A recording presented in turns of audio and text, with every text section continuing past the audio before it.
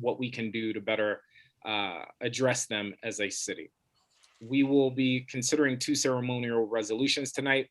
Ceremonial resolutions are used by the State Board to recognize important people and dates. Tonight, we will be honoring the National Black History Month and the International Day of the Women and Girls in Science.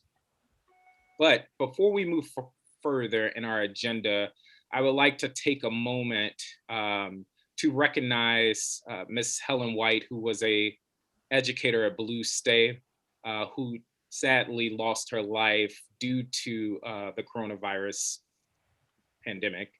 And she sadly adds to the growing number of parents, teachers, friends, and families that we've lost to this virus. And so if it is okay with the members of the board, I will now ask that members take a moment of silence in remembrance of Ms. Helen White.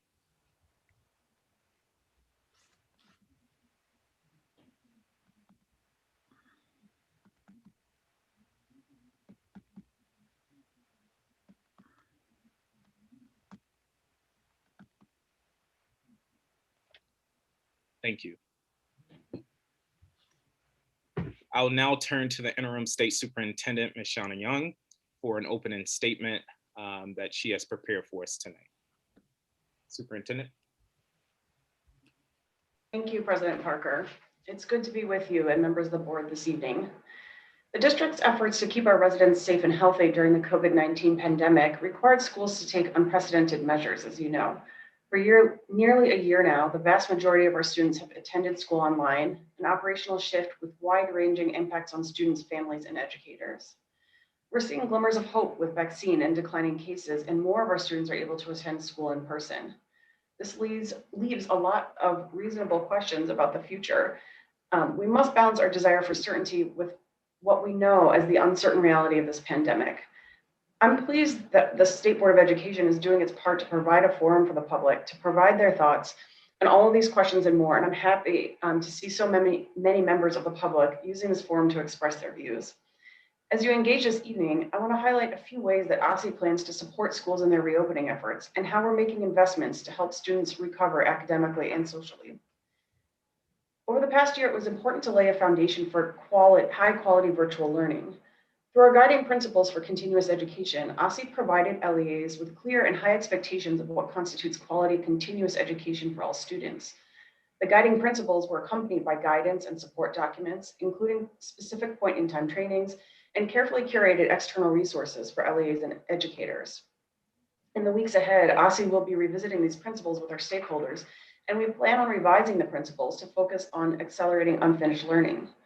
The revised guiding principles will place special emphasis on determining student learning gaps and responding to them in a way that best supports the learner. This includes creating safe environments in school, both physically healthy and socio-emotionally.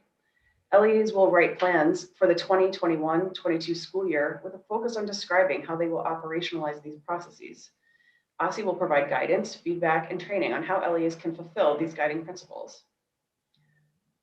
In response to the significant strain placed on LEAs in schools during the pandemic, the federal government also appropriated emergency funds to state education agencies to prevent, prepare for, and respond to the coronavirus. Much of this funding is subgranted directly to LEAs to respond to the pandemic. OSSE will continue distributing these funds to LEAs and require that they show how their expenditures relate to their plans to accelerate unfinished learning. Additionally, some federal refunding is reserved for the state education agency, and we plan on directing that funding in 3 ways. First, OSSE will ensure that non-Title I-A eligible LEAs have comparable COVID relief funding as Title I receiving LEAs. Second, OSSE will invest in continuing to expand existing behavioral health supports for students and adults, including focus areas identified by LEAs in schools, such as telehealth services, emergency response, and curation of high-quality resources for school communities. The pandemic's impact on child development has been significant, and many of our students and adults will need these additional supports. Finally, OSSE aims to invest remaining funding into instructional and special education supports to address accelerating unfinished learning. We're exploring the creation of a virtual coaching program to help teachers build their skills in virtual instruction. We'll continue to offer professional development to support inclusive learning. We're also thinking about ways to invest in tools to help school leaders track and monitor student needs and outcomes, as well as ways to provide administrative and data supports to help schools manage the backlog of special education coordination activities. Our educators have heroically and skillfully reimagined instruction to accommodate online learning. To do that at that scale, that fast, is a feat in and of itself, and we're amazed and thankful for their work. It's our collective job to promote excellent, high quality, effective instruction for every child, every day. And the steps I've outlined today are part of OSSE's part of that continued effort. As far as action on the board's agenda this evening, OSSE supports ceremonial resolutions recognizing Black History Month and International Women in Science Month. We look forward to engaging the state board on issues pertaining to the work that its committees will be undertaking this year, particularly on the social studies standards. We've selected our technical writing committee, which includes representation of members of your social studies advisory committee. And we look forward to the technical writing committee's first meeting in the next few weeks. Thank you so much for the opportunity to share the work of OSSE this evening and to join you. Thank you.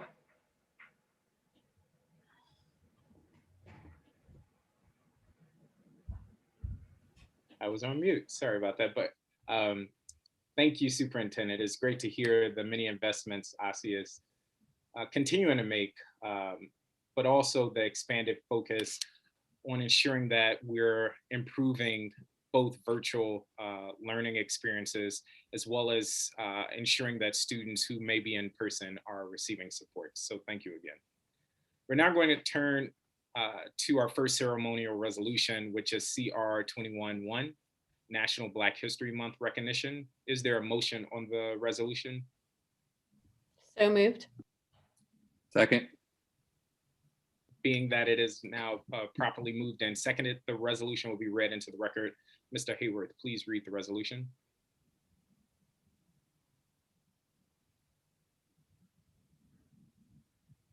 Sorry, Mr. Parker, give me 1 second. My computer just froze, decided.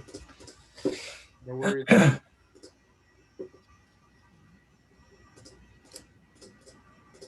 For members of the public, again, we are focusing on CR 21-1, National Black History Month recognition. Give me, I apologize, Mr. President. The resolution, for some reason, on the assembly is not working, and that's the record that I have. So give me 1 second. I'm going to pull it up on the other another item that I have.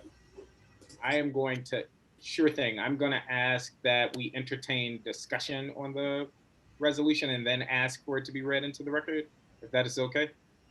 Awesome. Is there discussion on the resolution?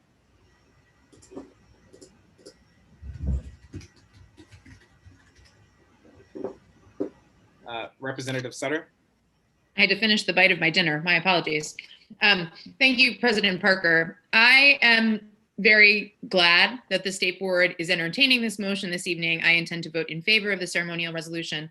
As the chairperson of the Social Studies Standards Committee, I think one really important part of the standards work we've talked about is making sure that Black history isn't simply a piece of the social studies standards, but runs throughout from pre-K through 12 as a constant theme in the history of the American story that we're telling our students. So similarly, I'm glad we're acknowledging Black History Month, but I also hope that for the sake of all of our students in DC, that we embrace Black stories, Black culture, and Black history as a consistent part of the work that we do as educators. Absolutely. Thank you for highlighting that. Is there other discussion? Seeing none, I would just add that. Mr. Parker, I apologize. Mr. Sullivan had comment. Oh, I'm sorry. Representative O'Sullivan. No problem, you're fine. I was just going to echo the sentiments Representative Sutter put forth, and just say I think there's nothing better we could do to honor this month than promote the standards of equity and try to lift up our students in our city, especially our Black students, considering we have such a sizable amount, and because of that, I think it's more important than ever that we just stay diligent and we remember who we're doing it for and why we're on the state board anyways. Very well said. Thank you, Representative O'Sullivan. Is there other discussion? All right, not seeing any other discussion, I just will underscore what has already been said, but also just acknowledging that Black history is American history. I think it's important for this body to recognize the great achievements and contributions of the Black community. But I'm also reminded that the work that we do day in and day out to ensure that future generations of Black students both learn the richness of that history, which is connected to our current work, updating the social studies standards, for example, but also our commitment to improve outcomes, namely in this city for Black students, is very important. So again, I'm very proud that we as a body are acknowledging Black history, Black Americans, and the great contributions that Black folk have made around the world. So with that, Mr. Hayworth, may we now read it, the resolution into the record? State Board of Education Ceremonial Resolutions celebrating National Black History Month, CR 21-1. Whereas the United States observes National Black History Month each year from February 1st to February 28th, continuing a tradition that began in 1926 when historian and author Dr. Carter G. Woodson initiated Black History Week. 50 years later, in 1976, President Gerald Ford officially recognized Black History Month in the United States.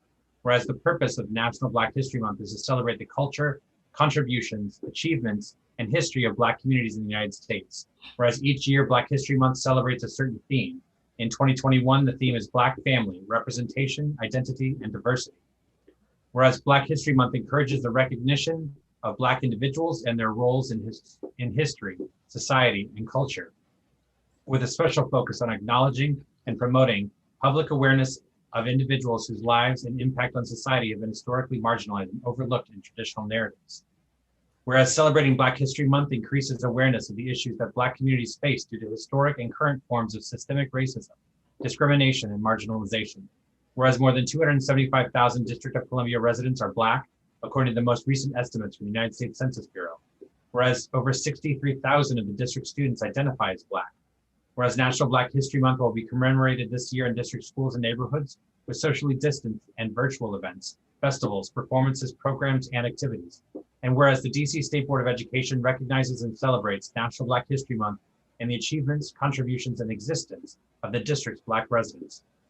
Now, therefore, be it resolved that the DC State Board of Education acknowledges that while a month of formal recognition could never be enough to reverse the generational effects that oppression and marginalization have had on the Black community, celebrating Black History Month is a critical step toward creating a more inclusive and just society for all.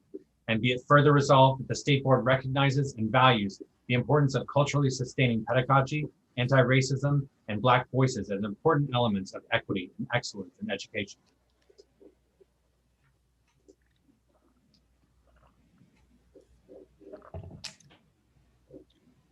Thank you.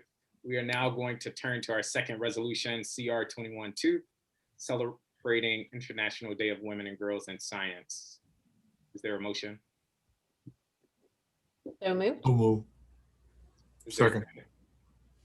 Being properly moved and seconded, the resolution will now be read into the record. State Board of Education Ceremonial Resolution celebrating International Day of Women and Girls in Science, CR 21-2.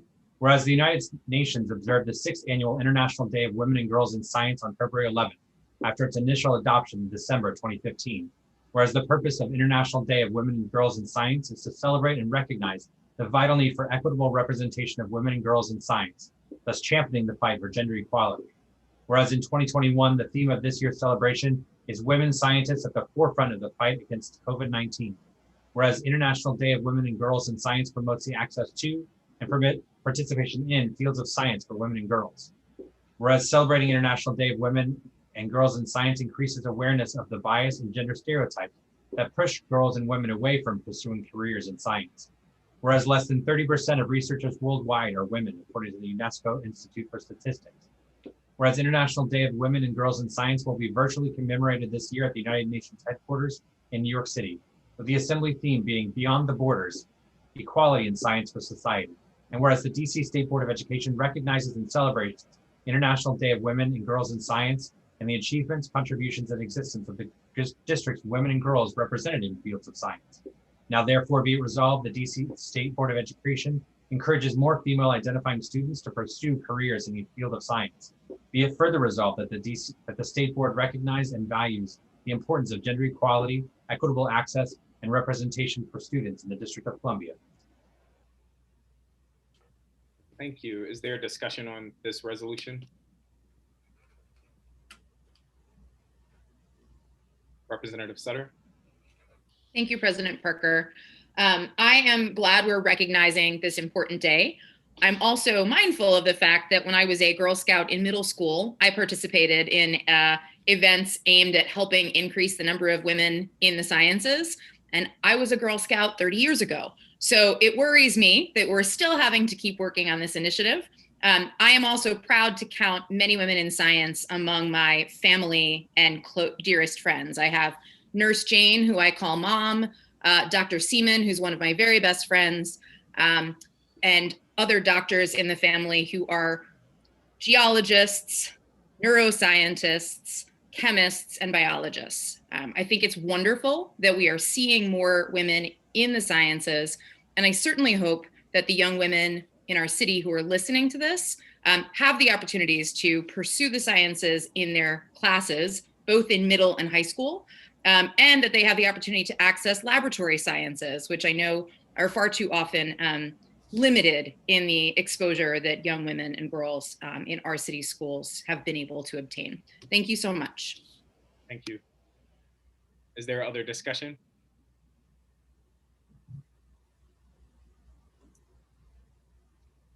I will just give a shout out to Kesmikia Corbett, who is, and I'm making a connection between both of these resolutions, a Black woman in science who is responsible for one of the COVID-19 vaccines. And so it just goes to show when we make investments, it literally can have an impact on the entire world. So with that, I am going to move now that we vote on these in block together.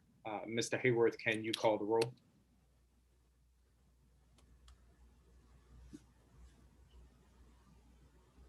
The motion is on approval of the ceremonial resolutions CR 21-1 and CR 21-2. Dr. Gasoi, Aye. Mr. Chang, Aye. Ms. Wattenberg,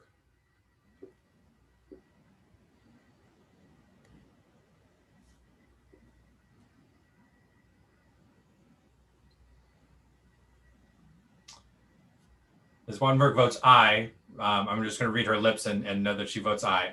Dr. O'Leary, Aye. Mr. Parker, Aye. Dr. Sutter, Aye. Ms. Thompson, Aye. Dr. Reid, Aye. Mr. Patterson, Aye. Mr. O'Sullivan, Aye. Ms. Dell. Mr. President, the motion is approved. Thank you. We are now going to turn to public comment. At every public meeting, we hear testimony for public witnesses on education-related matters. Your comments become part of our official record. If you would like to speak at a future public meeting, please contact our staff by email at sboe@dc.gov or by calling 202-7141-0888. Tonight, we have 18 public witnesses who will be holding to a strict limit of 3 minutes per witness. While you speak, there will be a timer on your screen if you set your view to gallery mode. Following each group of 6 witnesses, we will pause for questions from the board. Members will have 2 minutes for questions after each panel. That 2 minutes includes their question and comment from those giving public comment. Mr. Hayworth will call the witnesses as well as the question period. He will also mute witnesses or board members that exceed their allotted time. Mr. Hayworth, you may begin. Thank you, Mr. President. We will begin with Ms. Froehlich. Hi, thank you, board members, for the opportunity to address this group regarding my concerns about DCPS's reopening plan, which effectively denies similarly situated students equal educational opportunity. I have 2 children enrolled in Janney Elementary School, which has elected to award in-person learning spaces, IPL, on the basis of 1, defined high-risk groups, and 2, an arbitrary lottery. Although I fully support the prioritization of the former, I profoundly disagree with the plan that awards coveted IPL slots based solely on luck. I appreciate that some students would select a virtual platform at this time. However, there is no dispute that at least at the young elementary level, virtual learning is not comparable to IPL. Even Dr. Farabee has recognized as such. This plan results in some children remaining unwillingly and indefinitely screen-bound while their peers have the good fortune of returning to school. Such an outcome arbitrarily denies qualified students equal educational opportunity and unfairly denies taxpayers the same benefits of their contributions. Notably, the plan also results in discrepant treatment within the same family. That is, one sibling receiving IPL while another, who meets all qualifications other than the good luck admission requires, remaining virtual. Further, the lottery did not account for family circumstances, including number of children or essential workers. Although I appreciate that DCPS's primary goal is not to provide childcare for working parents, its mission should surely account for the empirical reality that healthy home environments are critical to optimal educational outcomes, and should recognize that some families, including heroes of the pandemic, are simply in greater need. I have been informed that Janney had more teachers volunteer to return than the plan could accommodate. Unfortunately, I have also been informed that the likelihood of expanding IPL in Advisory 4 is remote due to DCPS's current restrictions. Among them, the denial of the use of alternate spaces, requiring several hours between student cohorts, and not permitting IPL or even full virtual learning on Wednesdays. Revising at least some of these restrictions consistent with the most recent guidance from the CDC and the American Academy of Pediatrics could achieve equity in IPL offerings, such that all public school students who elect to return to their assigned schools may do so.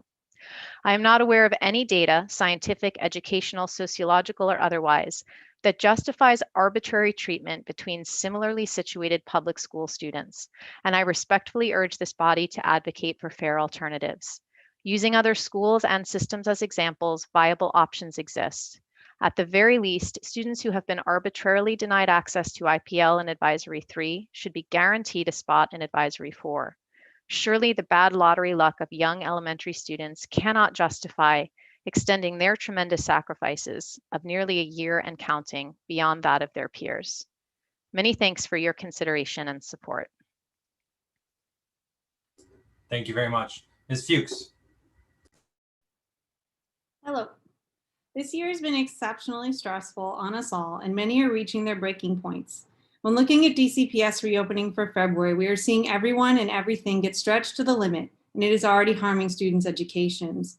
Virtual class sizes have ballooned at the elementary level, while new relationships are having to be forged. Routines are being relearned, and for some, entirely new and high-stakes routines are having to be communicated. At the secondary level, at least for my school, where DCPS imposed a plan on us, student schedules have been disrupted and virtual attendance has taken a nosedive. Teachers are further reporting at many schools that IPL attendance is low, further lessening any potential benefits. Rules are hard to enforce, meals are inadequate, and overall many are feeling frustrated. As students and teachers enter quarantine, as schedules continue to fluctuate, as children fill our hospitals with dangerous effects due to COVID, and people in DC continue to die from COVID, including DCPS teacher, we have created a dangerous problem that shows little sign of becoming less so. This is not normal. We cannot act like what is going on is normal. Speaking of normal, DCPS has insisted that impact will continue. Teachers amidst this chaos are being observed with a high stakes evaluative tool. Many teachers are already been talking about them amongst themselves and on social media that scores are all over the place. Some people feeling okay, many more feeling their scores are very low and outside their norm. The damage that impact does to our teaching force each year has already been great. This year, it will be catastrophic. While we know DCPS tends to downplay the teacher turnover problem, I am greatly concerned that this year will drive many from the classroom and away from our students. Please encourage the DC Council to pause impact this year. We will lose many experienced and great teachers if we don't. Another normal bad practice that apparently is going to continue is PARC. I have never minced words when it comes to the privatizing forces that push PARC on us. I firmly believe standardized tests are utilized as a tool to label and punish schools so that they can be closed and turned over to charters and voucher systems in order to destroy public education and siphon it off to the highest bidder. The fact that countless industries profit off it, from contractors to consultants, does nothing but further my beliefs. The fact that DC is one of the few jurisdictions who still intend to inflict PARC on our students is cruel and unnecessary. Do we really need to quantify all the learning loss that some of you are obsessed with describing? Do we as a system really care so little for the mental health and well-being of our students and educators? The fact is, in a normal year, this test is extremely damaging to the school, but in a pandemic, it is outrageous. This is not a normal year. Stop treating it as such. The final issue that appears to be continuing as normal is teacher licensure deadlines. On top of everything, some teachers' licenses are up for renewal this year.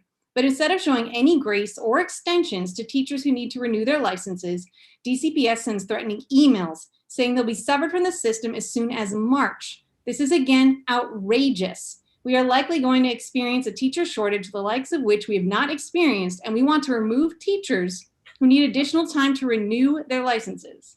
I'm all for licensure requirements and maintaining professional teaching standards. OSSI and DCPS are pointing fingers at each other. This has to stop. Extend the time. Thank you so much. Mr. Bergfalk. Hi, thank you for having me. I'm a DCPS teacher, 18 years, and a DCPS parent for 24 years now with two DCPS graduates. It's interesting that you guys had a conversation about equity at the beginning of your meeting. And that's what I want to talk about. The DCPS reopens strong. Who was it strong for? Who does it help? And more importantly, who has it hurt? DCPS introduced and justified the urgent need to reopen schools by highlighting the struggles of at-risk students, those who are the furthest from opportunity. Promoting equity was one of their 3 planning principles. However, when you look beyond the rhetoric and the polished narratives, the reality has been the exact opposite. DCPS's reopening is not only primarily benefiting those more affluent students who are struggling the least, but it's doing so at the expense of those very at-risk struggling students that DCPS used to justify their reopening. DCPS has put in place every possible barrier for at-risk students, barriers that the education community had already identified and had taken steps to remediate for the last 30 years. There's no before care or after care, and there's half-a-day Wednesday. So at-risk students and their parents are supposed to take their kids to school at 8:45 and 3:15 during the workday, and then manage a half a day on Wednesdays. Transportation.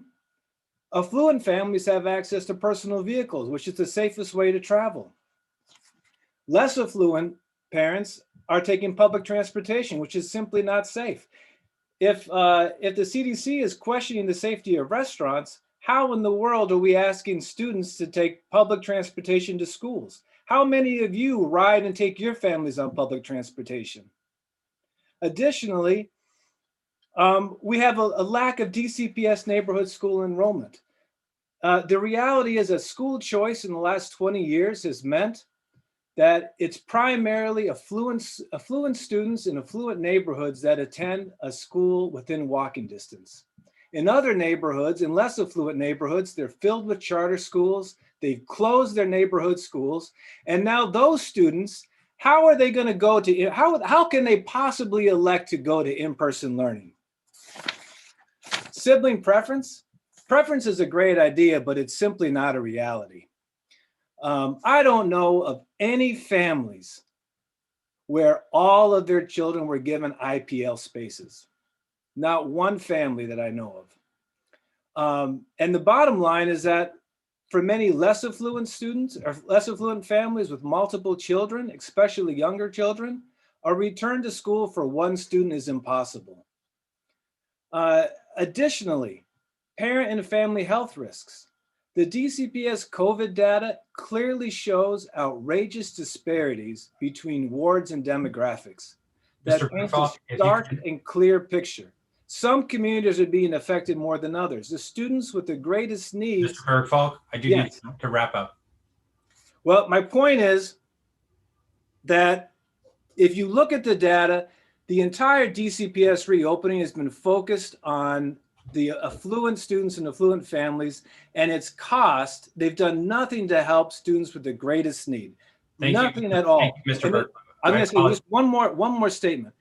And to make it worse, now DCPS's plan is to have counselors and special education teachers be substitutes for in-person learning classes. So that means that students with the Mr. greatest Bergfalk, I needs apologize, but I need to move on. Ms. Kelley. Good evening. My name is Louise Parker Kelley, and I'm a DC teacher. I taught first grade in DCPS for 5 years, and I now teach 3rd through 6th grade at the Shining Stars Academy. Tonight, I'm here to request that you cancel the park testing this year. You and I know that this national health emergency has changed all our lives profoundly, and this emphatically includes public school students and charter school students who have not been able to learn the same way since March of 2020. There are gaps. What the parks is supposed to do is measure what students know and are able to do. This year, that would be pointless. It would not be an assessment. It only will show where learning died. It will be an autopsy. The data will not drive instruction because schools and faculty won't even have access to it until July or August. There's no guarantee the data will be accurate since many children will take the test remotely and therefore test security may be compromised. Testing conditions can't be the same for all students, especially those that must test from home. In fact, I think if any school gets better results this year than last year, that outcome should be questioned. What is far more likely that the park will be used to find out just how bad it is, how large the learning gap is, and then punish schools. Students would have the results on their permanent record. Note how the park results are used in reality in the District of Columbia. These tests are used to rate schools and to punish those who do not succeed in getting a high percentage of their students getting 4s and 5s. Teachers do expect to be held accountable, but it's injudicious to hold them and their students to the same standards under the conditions imposed by the national health emergency. Standardized testing has been mandatory under federal law. Federal funds are tied to it. Yet this year, the Secretary of Education, Miguel Cardona, said at his confirmation hearing that any state can decide if a waiver is needed, and it would likely grant waivers if asked. Let's ask. Let's be sensible. If we need to assess, let's use another test, possibly the NWEA map, which is aligned to the standards and can be scored much more quickly. But to spend hours, days testing students in 90-minute sessions to discover what we already know, that there's learning loss, is a waste of time. We had the common sense to cancel it last year because we assessed the assessment and found it lacking. Let's find an authentic assessment or not use these expensive tests at all. Next year will be a better time to do it, and then we can use authentic results. It is never best practice to give a class a test when you know that most of them won't pass. Let us use a diagnostic that will help children instead of stigmatizing them. Cancel the park. Thank you. Thank you very much. Ms. Brown.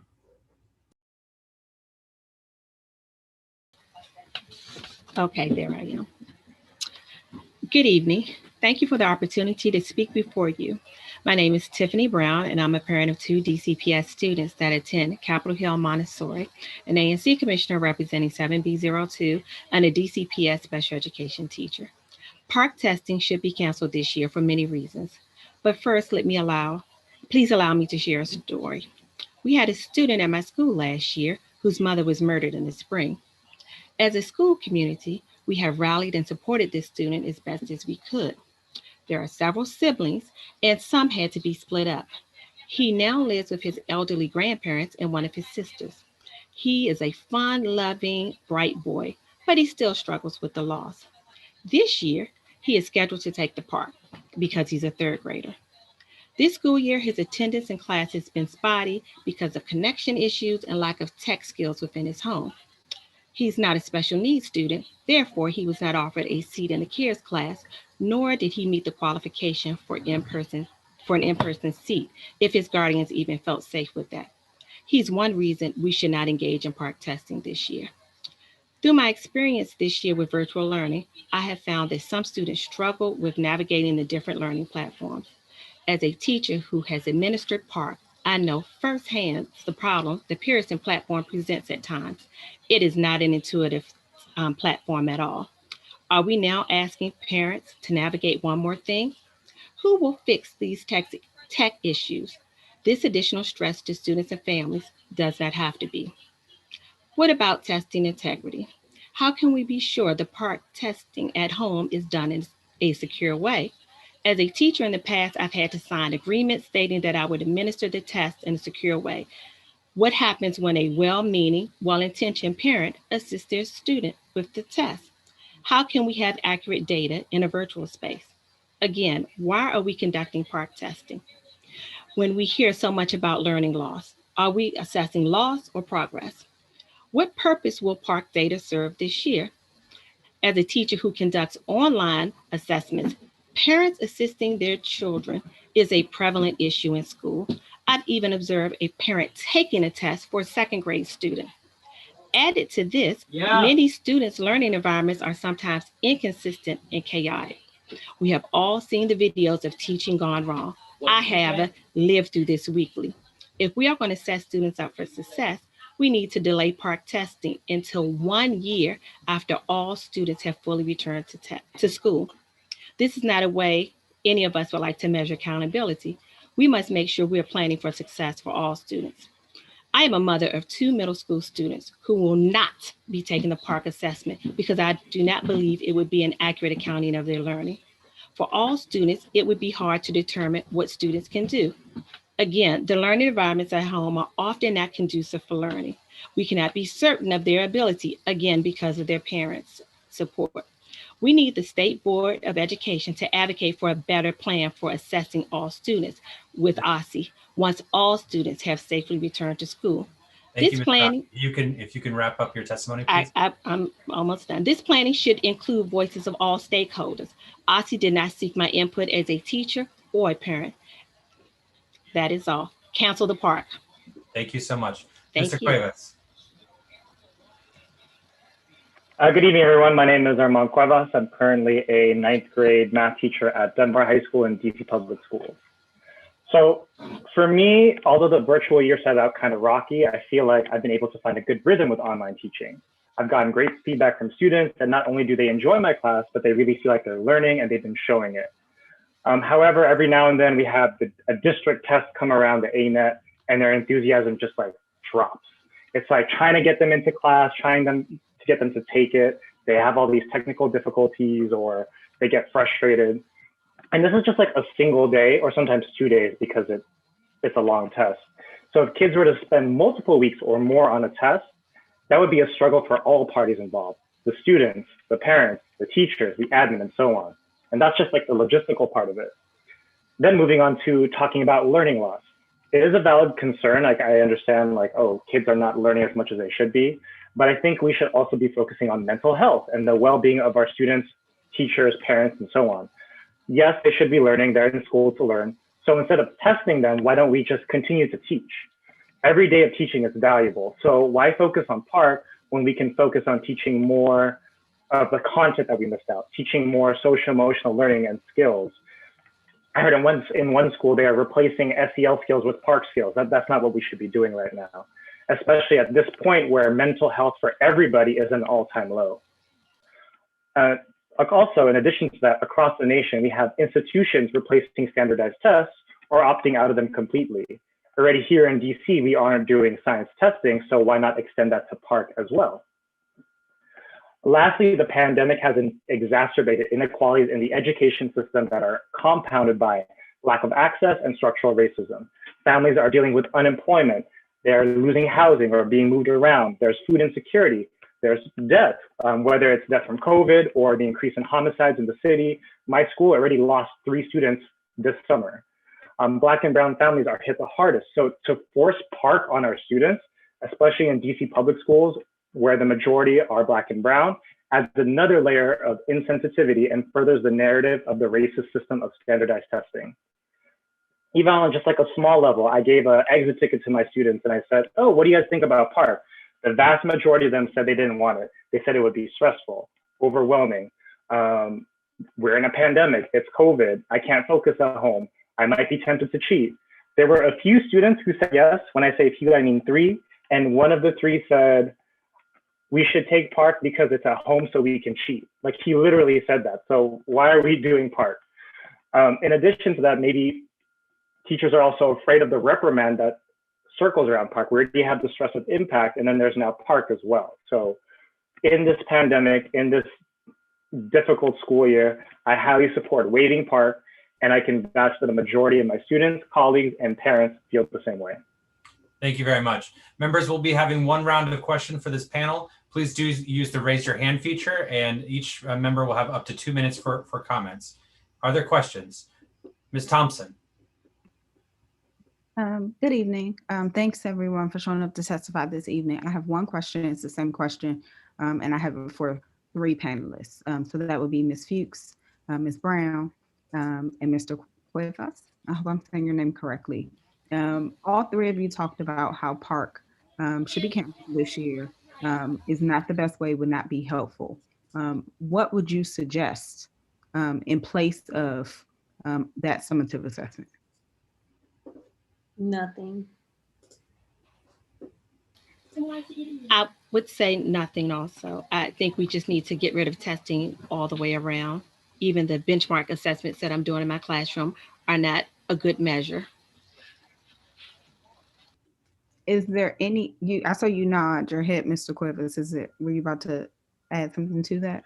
Yeah, I would agree with the previous 2, and I would add, like, instead of testing them on like academics, why don't we check in on their mental health, check in on, like, are you getting everything you need, check in on other things that we are not focusing on as much as we could. So are assessing, right? Like, we're assessing, like, for our classes. There's lots of ways to do it, and I'm sure many of us have modified to do in ways that really meet our students where they're at right now, and park just isn't going to be that tool. So that's helpful. I think I'm inviting you to put on the record what that looks like. Like, what would be helpful to you all as teachers as far as being able to assess, to inform your instruction, to communicate your needs and students' needs? Right now, I don't know that I need something citywide. Sorry, go ahead, Armand. Oh no, sorry. Did you have anything else? I was going to say maybe also giving teachers the flexibility to create whatever assessment they think their students need and would be given with integrity during this pandemic. Like, I've given my students assessments, but they were like lower stakes. They weren't stressful. They were administered in a way that were relevant and still fun, but also measuring learning, and kids were able to reflect on it, not in like a stressful 3-week bonanza. Thank you very much. The member's time has expired. Dr. Sutter. Thank you. I want to keep on the same theme as Ms. Thompson. I want to acknowledge, Ms. Froehlich, the concerns you raised about enrollment options within families. I heard a lot of that from families saying that they wanted to accept in-person learning seats, but couldn't because of the diversity of offers and conflicting times. So just please know that I acknowledge that comment. Ms. Kelley, you mentioned that park should be canceled, but you acknowledge that MAP might be more appropriate. But Mr. Cuevas, you said that ANET assessments were stressful. So I'd just love to hear from each of you about sort of the pro and con of in-school assessments in understanding students' current state of learning. Well, for myself, I assess all the time. I do it on a daily basis. Most teachers do. You have to. Sometimes you have to change a lesson in the middle of a lesson in order to figure out where they're at and whether they got it. But also I feel that the MAP is something that is more accurate. It covers more ground. It is a formal assessment, and you can give it to a number of grade levels. It takes being able to do it in person. I think that's another key element. Children would need to be tested in small groups, in person. The school would need to be able to have a hybrid model at the very least. And I don't know that it's any simple way to do it, but park, it's like saying everybody should have grown 4 inches. And if they didn't grow 4 inches, then, you know, we've all failed. And that's just not appropriate. Thank you, Ms. Kelley. I want to echo what Ms. Kelley said as well. The park is just like, everyone needs to be here. well, MAP. I still have a little more mixed feelings about MAP, especially more so during the pandemic, but I do like that it's measurable of growth, while the ANET was like, here are the Algebra 1 standards that you need to meet. And the pacing was so fast this year that when I got to the third ANET, they didn't understand any of it because I focused on quality over quantity, to the point where I literally told them, hey, everyone, I didn't teach you this on the ANET because the pacing was too fast. Please do anything you want and just get it over with so I can actually teach you tomorrow instead of prolonging this. Thank you very much. Dr. Gasoi. Thank you, and thank you all for testifying tonight. I just want to acknowledge what Ms. Fuchs articulated, and I think you were all basically saying, which is we need to stop acting like things are normal and trying to put the normal mechanisms back in place. I think that's really important, and that I'm really hoping that on some level we will take this as an opportunity to be more creative and innovative, and I hold out hope. My question is for Ms. Fuchs. You mentioned the impact.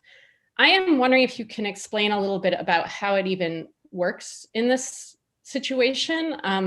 Like, I know you are in person, you're doing hybrid right now, right? Where you are doing both virtual and in person at the same time. Are there different guidelines now for the impact evaluator to evaluate what you're doing? It's super unclear. Admittedly, I'm the kind of person who doesn't like reading the guidelines because they get updated every year anyways. I'm like, what's the point? It's just going to change. So like, they'll do what they do. But I mean, like, it feels like they're going to focus on the virtual because we all still have virtual components with us. But I know like some teachers hadn't had their virtual observation and then got switched to fully IPL. And so it's extremely unclear what's going to happen there to those teachers. The fact is, it's a huge stressor in a normal year. And now it's just sending people over the edge because they have to look at this score that they know is 100% meaningless this year, 100% based on if your admin likes you, because what are they basing this on? It's completely arbitrary. No one knows how to do this. Everyone's doing the best they can. So it's just, it's ridiculous that they're continuing it. They paused it last year. Why can't they pause it again? Like, it just doesn't make any sense, except that they're trying to punish some people. Thank you very much. Mr. O'Sullivan. Thank you, John Paul, and thank you all for coming here today. As a student, and also coming off yesterday where we had like 16 students on a panel talking about their experiences with standardized testing right now, the overwhelming resounding answer was no. And I haven't actually spoken to a student that said yes. I haven't even spoken to a student that wants to, at my school at least, that really feels this urge to take their AP exam. At my school, we take a lot of them. And last year there was a big debate over whether they were going to end up taking them. And last year is a bit different than this year, in my opinion, because last year, the entire year, we were studying in school, at home. During our tests, we couldn't look at notes. We couldn't look up things on the internet. This year, it's a lot different. Like this year, the way of studying, the way of taking tests is dramatically different from how I would take a test years previously. My ability to take your test right now in most classes, they don't say we can't use our notes because they can't really enforce that we don't. Like they do not say that, oh, you aren't allowed to look up this particular thing. There's not as much of an emphasis on memorizing facts. And these standardized tests are all about memorizing facts. And if you listen to the recording of the student panel yesterday, what one student in particular said, Winston Wardlaw goes to DC International School. He said that, well, he also presented a lot of scientific data and studies that showed, one, it's extremely stressful for students, but also there is no way for us to measure what we're doing right now via a standardized test because every class looks different and it all depends on our teacher. I have great teachers this year. I have one pretty bad teacher. If I were to take a standardized test on that one pretty bad teacher, I'd do terribly. And I don't think this is a very fair assessment of our knowledge over the course of our year. But anyways, that's my time. Thank you, Mr. O'Sullivan. Dr. Reid. Thank you. One question for Mrs. Brown, Mrs. Froehlich, and Mrs. Fuchs, if you want to throw it in there. In-person learning, I know in Mrs. Froehlich's comment, she mentioned it's lottery basis. What are your suggestions for assigning if people want seats or take the option? What are your suggestions for making it more accessible if folks want that? Yeah, absolutely. Well, thank you so much. And I do appreciate the question.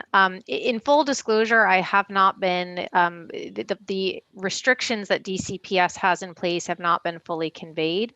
But it is my understanding that there are certain space limitations that prevent the school from bringing back higher numbers of students. And if that's the case, it's my understanding that there are other schools that have elected to do a greater number of rotations. So a greater number of student cohorts. That would likely mean that students are, in person fewer times during the week, but it would increase the student pool and give opportunities for more students to receive at least some sort of IPL. And that way it would be a more equitable distribution of that IPL opportunity, which particularly for very young elementary school students is critical to their education. So I think part of it just has to do with increasing the number of cohorts and playing around with rotations in such a way that it would enable more students to return. Thank you. I have 20 seconds. Sorry, and one other thing, I'm sorry, just one other thought that I had, I apologize. Someone else, I'm sorry. Okay. I just wanted to say, I wish we built it around the kids who actually needed it and then built programming to support the students who maybe could have actually benefited instead of catering to a 25% number that was 100% arbitrary and dangerous at this time in a pandemic. Ms. Brown? I'm not in favor of in-person seating at all, only when it's safe until the schools are ready and the buildings aren't ready. We had 2 cases of COVID at my school the first week of in-person learning. So there's not a standard for me. Thank you. Thank you. Thank you, Dr. Reid. Ms. Wattenberg.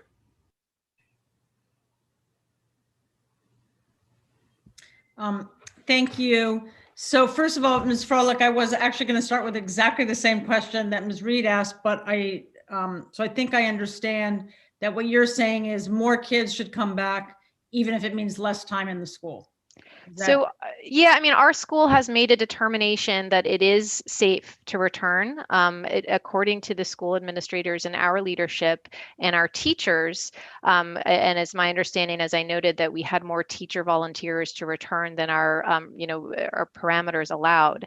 They have made the determination that it's safe, and therefore, I just struggle to understand how we can draw arbitrary lines to keep out some students who would elect to return live. Obviously, we do need to continue to offer virtual learning platforms at this time for good reason. But to the extent that we have decided that it is safe to open our schools, it's my opinion that it should be open to all who elect to choose to that, to receive IPL.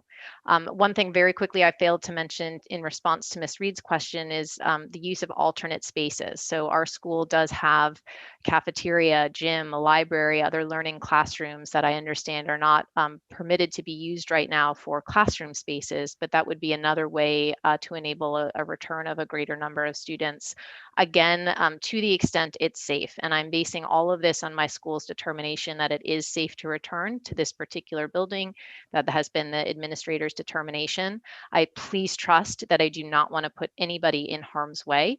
And so to the extent that there's a change in thinking about what is safe at this time, a number one priority should of course be health and safety of the students and the teachers in the community. Okay, thank you very much. Jean-Paul, how much time do I have? 10 seconds. Okay, I'll leave it to whoever's after me. Thank you. Mr. Patterson. Thank you, Jean-Paul. I want to direct my question at Ms. Brown, because to me, she asked one of the most relevant questions as to what are we assessing loss or progress. And definitely we know that PARC is designed to test or assess progress. I wanted to know, and Ms. Fuchs and the other members who have advocated for canceling the PARC, how do we go about assessing loss? Or is there some suggestions that you could say across the board where we could kind of look at that? Just trying to figure out, because I've been hearing a growing number across both charters and public schools to cancel the PARC, but I would like to know, how do we go about or if you have recommendations of assessing loss. So real quickly, I would say how DCPS did it years ago. Whenever we're safe to go back and test, that we do a pre-test and a post-test, and it's the same thing, measuring the same thing. Even if it's, say, the students in third grade, entering third grade, give the end of the year third grade test at the beginning of the year. That way we can assess what they know, what they don't know, what they have learned. This way of testing makes no sense. It has never made any sense. That's all. Okay, and Ms. Kelley, I just saw that you chimed in with the NWEA and MAP. Can you elaborate a little bit more? Just go right ahead, elaborate on what you wrote in the chat box. Right. I am the testing coordinator for my charter school, and administering the NWEA map is more straightforward. It's simpler. I also trust the data, and it's something that you can dive into as a teacher. I look and say, okay, I need to teach this skill. I need to work on this. I need to assign this particular area. And then I know what's going on, because it's so difficult to measure these very different learners unless I have a written test.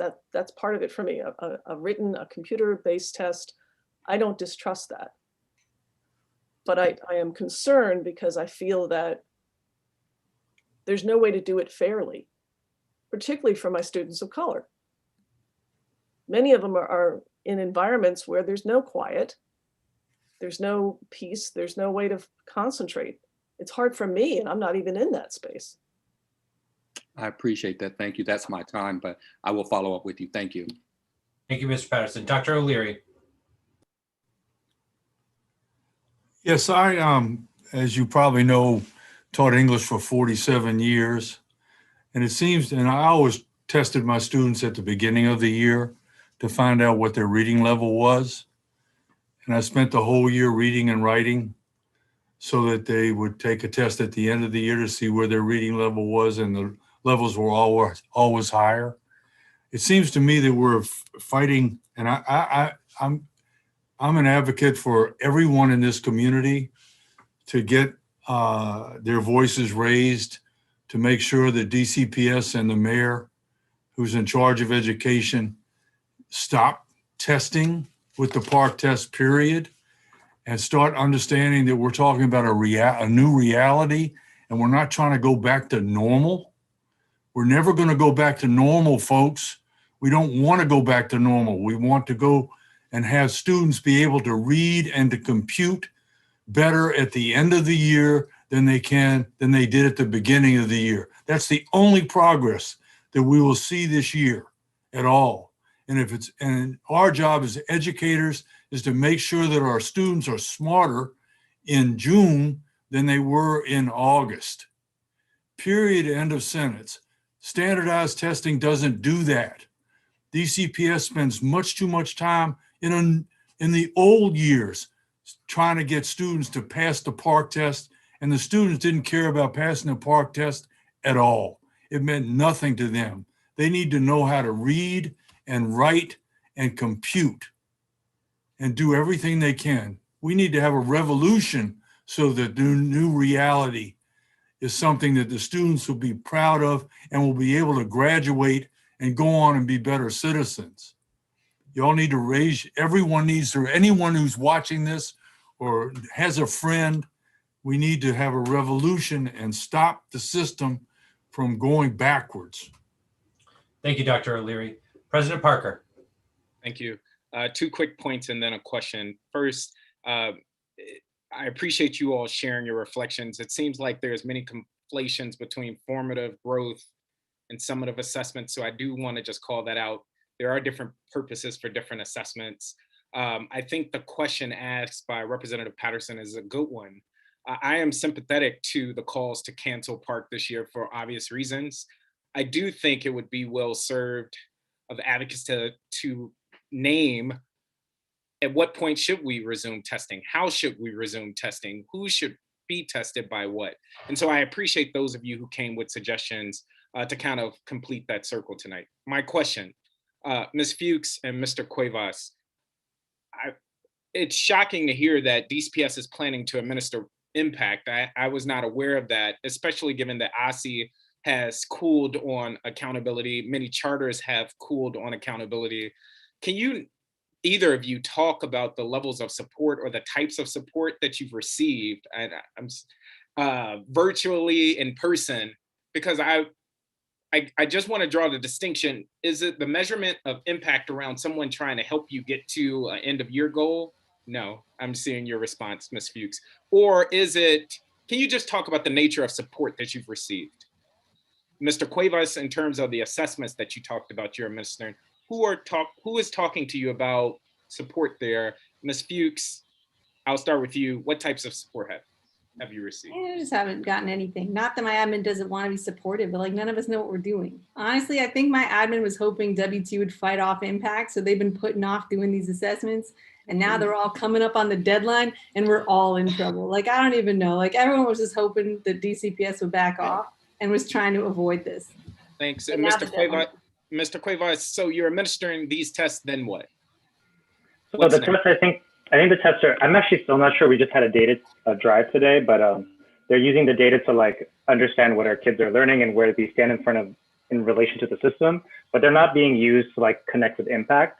And to answer your other question too, impact has been touched upon in my school and they have offered lots of supports like after school workshops, but I have heard from admin a lot at my school, like, hey teachers, don't stress about impact. Like, we know this is a crazy year. We're gonna be kind to you or whatever. So that's what my school has said to us.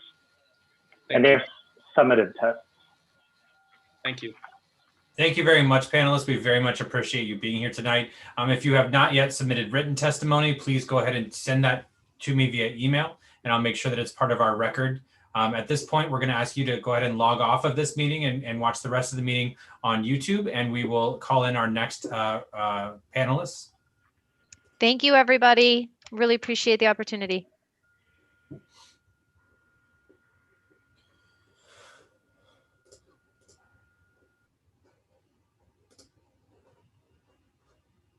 Welcome everyone to the meeting. I know some of you are still logging on to the audio and to the video, but I just wanted to note again, so you each will have 3 minutes. We do have a timer that you will see in your camera view for you to follow along, and we'll begin tonight with Mr. Varhall. Thank you. Good evening. I appreciate your time and this opportunity. I'm Mr. Varhall. I've been a DCPS 4th and 5th grade math teacher since 2013. I teach 4th and 5th grade math at Cleveland, a wonderful dual language elementary school in Shaw. I represent my 39 students tonight, all African-American. I'm white. I spent much of last summer protesting along with many of my fellow DC residents around the White House. I marched and chanted as people said, say her name, Breonna Taylor. I appreciate that you said her name, Helen Marie White, tonight. Helen Marie White died 2 weekends ago from COVID. She was a cosmetology teacher at Ballou State Opportunity Academy in Ward 8 who'd been working in person since October. She'd been a DCPS employee for 15 years. I read a tweet from a former student remembering speaking to Miss White before and after her cosmetology test. Quote, Miss White stayed on the phone and prayed with me until they called me in the back to take the test. Then when I passed the exam, she was the first one I called and we cried together, end quote. She mattered to her students, to Ballou State, to Ward 8, and to the district. When DC Mayor Muriel Bowser was asked about Helen Marie White's death on February 8, 2021, she stumbled over her words, first saying, quote, the chancellor advised me, pause, and that's really all I can say about it, end quote. No empathy, no condolences, no thoughts and prayers for her family, her students, or her colleagues. This is why we must strongly advocate to end mayoral control of public schools, because single people cannot always be trusted. Imagine if on a whim, Donald Trump could have just made sweeping decisions for the Department of Education without any checks or balances. I expect each of you would have been opposed to this. Donald Trump never showed empathy for those who lost lives of COVID. He didn't express condolences. Mayor Bowser followed his lead because it is politically advantageous to her at this moment, to her alone, not to our city, not to our students, to her. State boards like yourself are not robbed of power in majority white districts. These districts would not allow one single person's political will to dictate their child's education. What does this say about how we view our Black and brown neighbors here in the district? Our state board should have control of DC schools as they do in our predominantly white district neighbors. Additionally, DC is asking for statehood, and we fundamentally believe no one should be deprived of their voice in democracy. Arguing a school board cannot be trusted with the school district is a similar argument Republicans use to say DC can't be trusted to govern itself, an argument that is layered in racist assumptions. Community members, like myself, show up to the state board to testify all the time. You are closer tied to members of all communities and should be able to take action to advance all communities' interests, not the political will of one person. I will end by noting this. The same person who painted Black Lives Matter on the road this summer couldn't muster even a thought or a prayer for Helen Marie White on February 8th. Why? Because this summer it was politically advantageous to paint Black Lives Matter there. But this winter, showing some empathy would go against her administration's schools are safe propaganda. We must end a single person's mayoral control. We must end mayoral control. Thank you very much. Ms. Bertocchi? I can't hear you. Can you try one more time? No, ma'am. If you can try again. Oh, hold on. We're putting in the microphone. Give 1 second.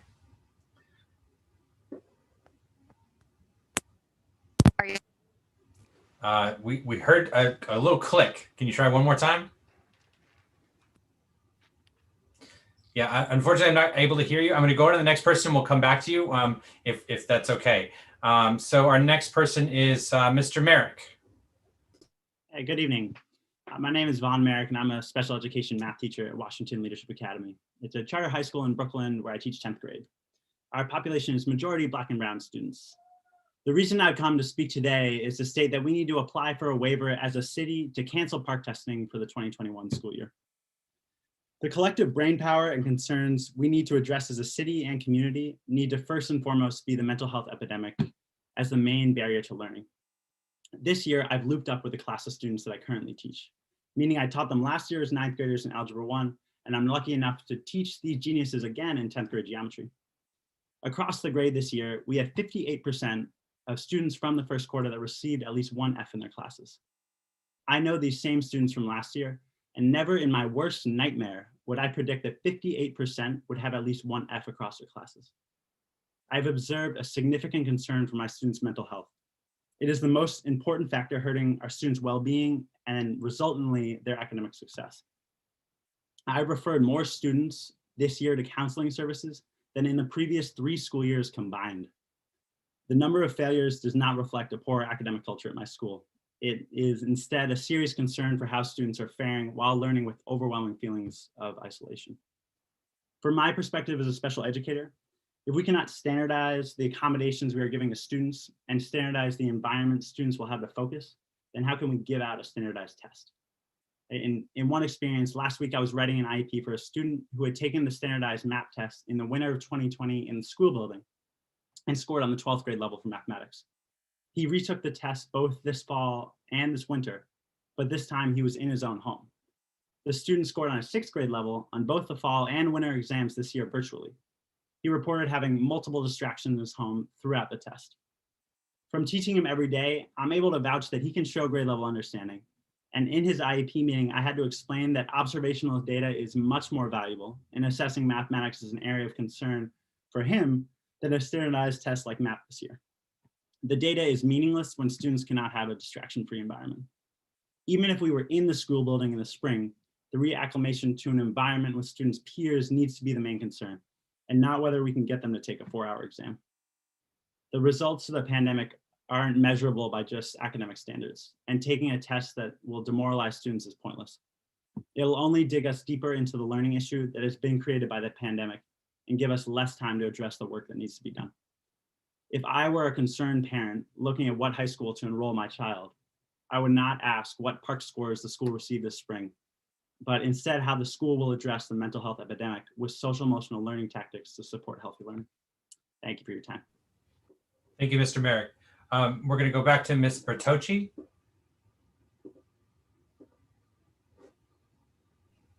Hi, it appears to be working. Can you hear me? Hey, how exciting. Thank you. I appreciate all of your support. Great way to start things. My name is Samantha Bertocchi. Hi, I am a pre-kindergarten early learning support teacher. And as I was over here fighting with my input, I was like, I'm so glad that this is happening during just like an important government meeting and not when I'm in with a room full of 4-year-olds. So that tells you kind of where my mental state is right now. I want to talk today a little bit about a lot of the things you've heard already around, sorry, I'm a little flustered, around mayoral control of schools and the things that that hides. So the day-to-day work of teaching students happens in schools. Students learn through the day-to-day work of teaching. Students learn through those family connections.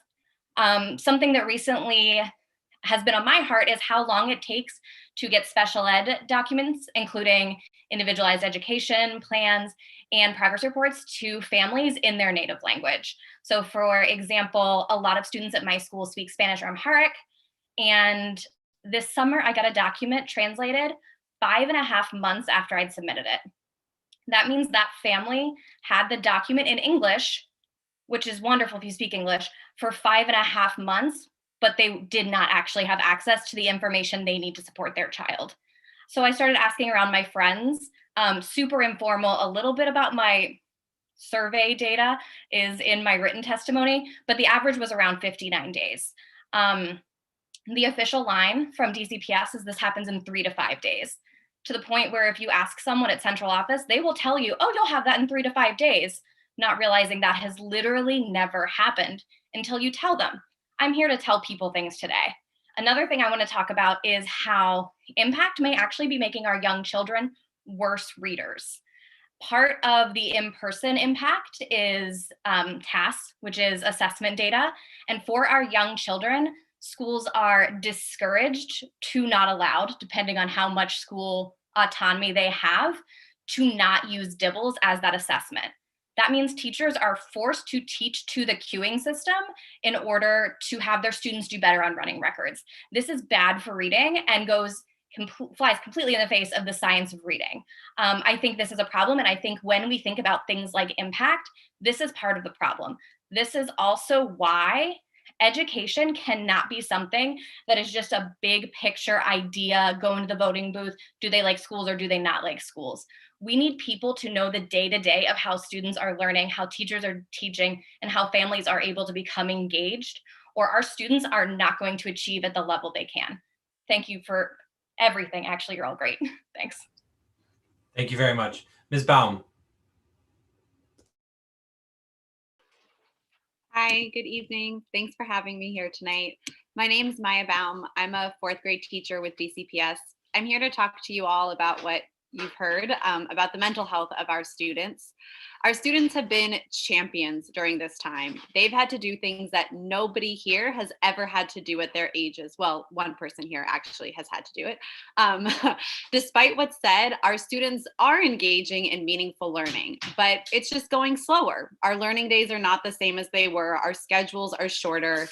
But given this environment, I have to ask, why are we still being expected to administer the PARCC test?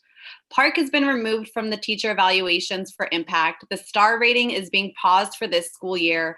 OSCE has waived the science test for this year, yet PARCC is still being administered. Why? For what purpose?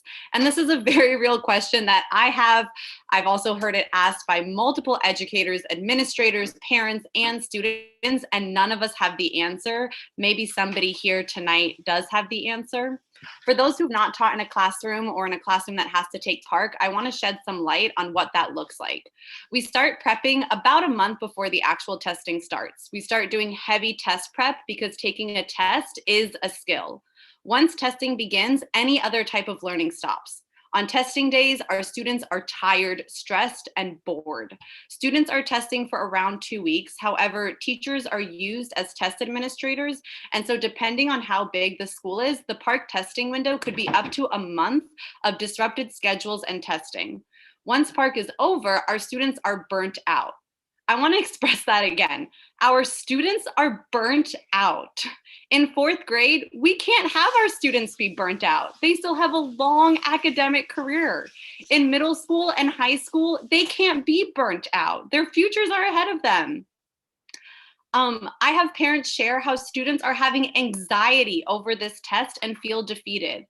Every year, I try to shield my students from the pressure of PARCC, but when school ratings are based on it, administrations are stressed, and that gets put on teachers who are also carrying our own stress around test scores for our evaluations, aka job security. Making test stress is inevitable. Schools need to be a place where students feel successful and motivated. Our students have already been through so much this year. What do we gain by forcing them to go through this intensive testing experience? And if the argument is for data, let's be honest, PARCC data for this year can't be valid. As educators, we have no control over students' learning environments and testing environments. In non-pandemic years, teachers have to sign serious contracts regarding test procedures and testing environments that, if breached, could cost thousands of dollars in fines, loss of licensures, or even jail time. How do we ensure those test procedures and learning environments when the majority of our students are virtual?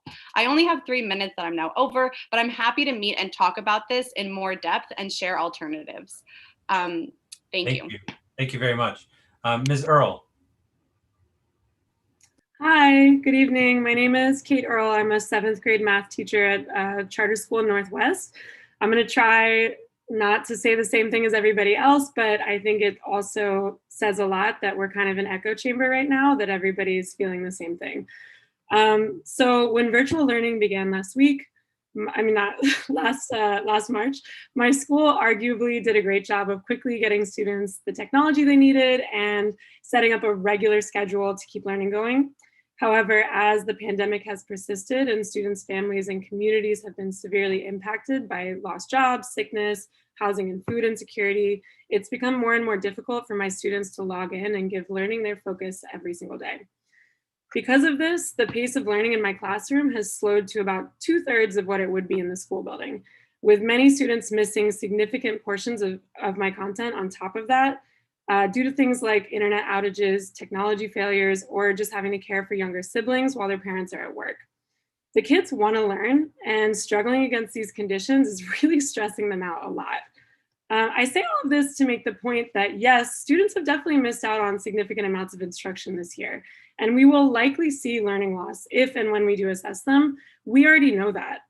However, for the same reasons I'm sure that students have not learned as much as we wanted them to during this pandemic, I also know that administering a standardized test during this time is a fool's errand.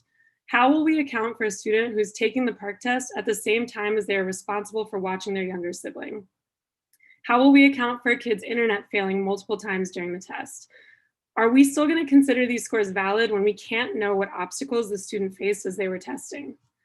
The testing my school has administered so far this year, and I want to make the point that most schools are administering summative assessments throughout the year. That data does exist. Most of the tests we have administered have revealed wild fluctuations in scores that do not track at all with what kids are showing they are capable of in our virtual classrooms. The teachers I know in my school and at other schools agree that these tests cannot be relied upon to make instructional decisions for the classroom, let alone to evaluate the effectiveness of teachers and schools.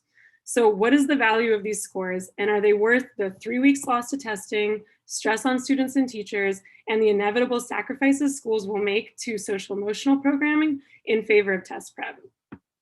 Standardized tests were founded in racism and perpetuated still. They are weaponized against schools that serve low-income students and students of color, serving as an excuse to close or turn around schools, which undermines the positions of schools as community institutions that serve all stakeholders connected to them, often in ways that cannot be measured quantitatively.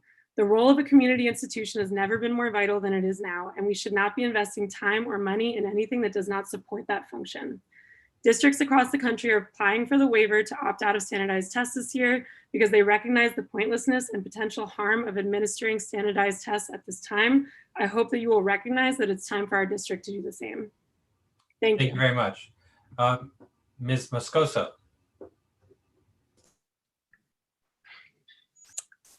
Hi, I'm Sandra Moscoso, and thank you, President Parker and SBOE representatives for the opportunity to testify. I live in Ward 6, and I am the parent of 2 students at School Without Walls High School, where I serve as the president of the HSA. I'm also the secretary of the Ward 6 Public Schools Parent Organization, and I am the treasurer of the Ward 2 Education Council. I'm here to ask SBOE support in urging the DC State Superintendent for Education to seek a waiver from park this school year. After discussions with parents and teachers, school leaders, and community members across the city, Ward 6 parents initiated a petition to cancel park testing for this school year. I will share with you comments from signatories instead of my own comments. Signatories from across DCPS and DC charters. Allison from Amadon Bowen in Ward 6 says, please do not do park testing. It is too soon. Children and families deserve a chance to return to normal. Testing is also biased and does not represent true potential of any child. Iris from Ann Beers in Ward 7 says, there is no reason my children or any child should have to take the park this year. Standardized tests are racist, classist, barely accurate assessment tools, and don't belong in schools and definitely not in our homes. Villa at Bancroft in Ward 1 says, just as many colleges are not considering SAT or ACT scores this year, schools should not require testing to be done under the condition of the school year. Natasha at Barnard in Ward 4, students are suffering emotionally because of this pandemic. They do not need more stress by adding on a test that does not focus on what the students know anyway. Ambar from DC Bilingual Charter School in Ward 5, how could students take an exam while family members are dying? Charmaine at Deal in Ward 3, Deal Middle School has a population of roughly 1,400 to 1,500 students. There are several logistical nightmares in bringing students into the building for park. There's a whole bunch of them that are listed in my testimony. You guys can read them. But I'll start with park testing is done on DCPS issued laptops. These laptops are usually collected and updated during this period. Many of our laptops are in homes right now. How long would it take to collect these laptops? Would we have more OCTO personnel assigned to our school to collect and update these laptops in record time? I'll go on to Paige from HD Woodson in Ward 7. Park is an oppressive test in normal years. There is absolutely no reason to disrupt learning for a test that will yield no reliable data. Dorette at Johnson in Ward 8, DCPS should not administer the park test this year due to the many challenges to teaching and learning, in addition to the emotional stress that teachers, parents, and students are facing. I should add that we're up to over 820 signatures on the petition right now as I speak and counting. And I just want to end with Megan at KIPP. I am an educator and speak to high school students daily. Please cancel testing. So thank you for your time. Thank you very much. Members, we will follow the same order as we did last time. If you do have a question, please use the raise your hand feature. We'll start with Dr. Reid. Helen Marie White. Mr. Varhall, I appreciate your testimony. In the West African tradition, naming someone is amongst the highest, it's saved for the most sacred sacred rituals. Unfortunately, this ritual we have come to a little prematurely in the passing of Mrs. White, and I know her school community as well as her family are in mourning.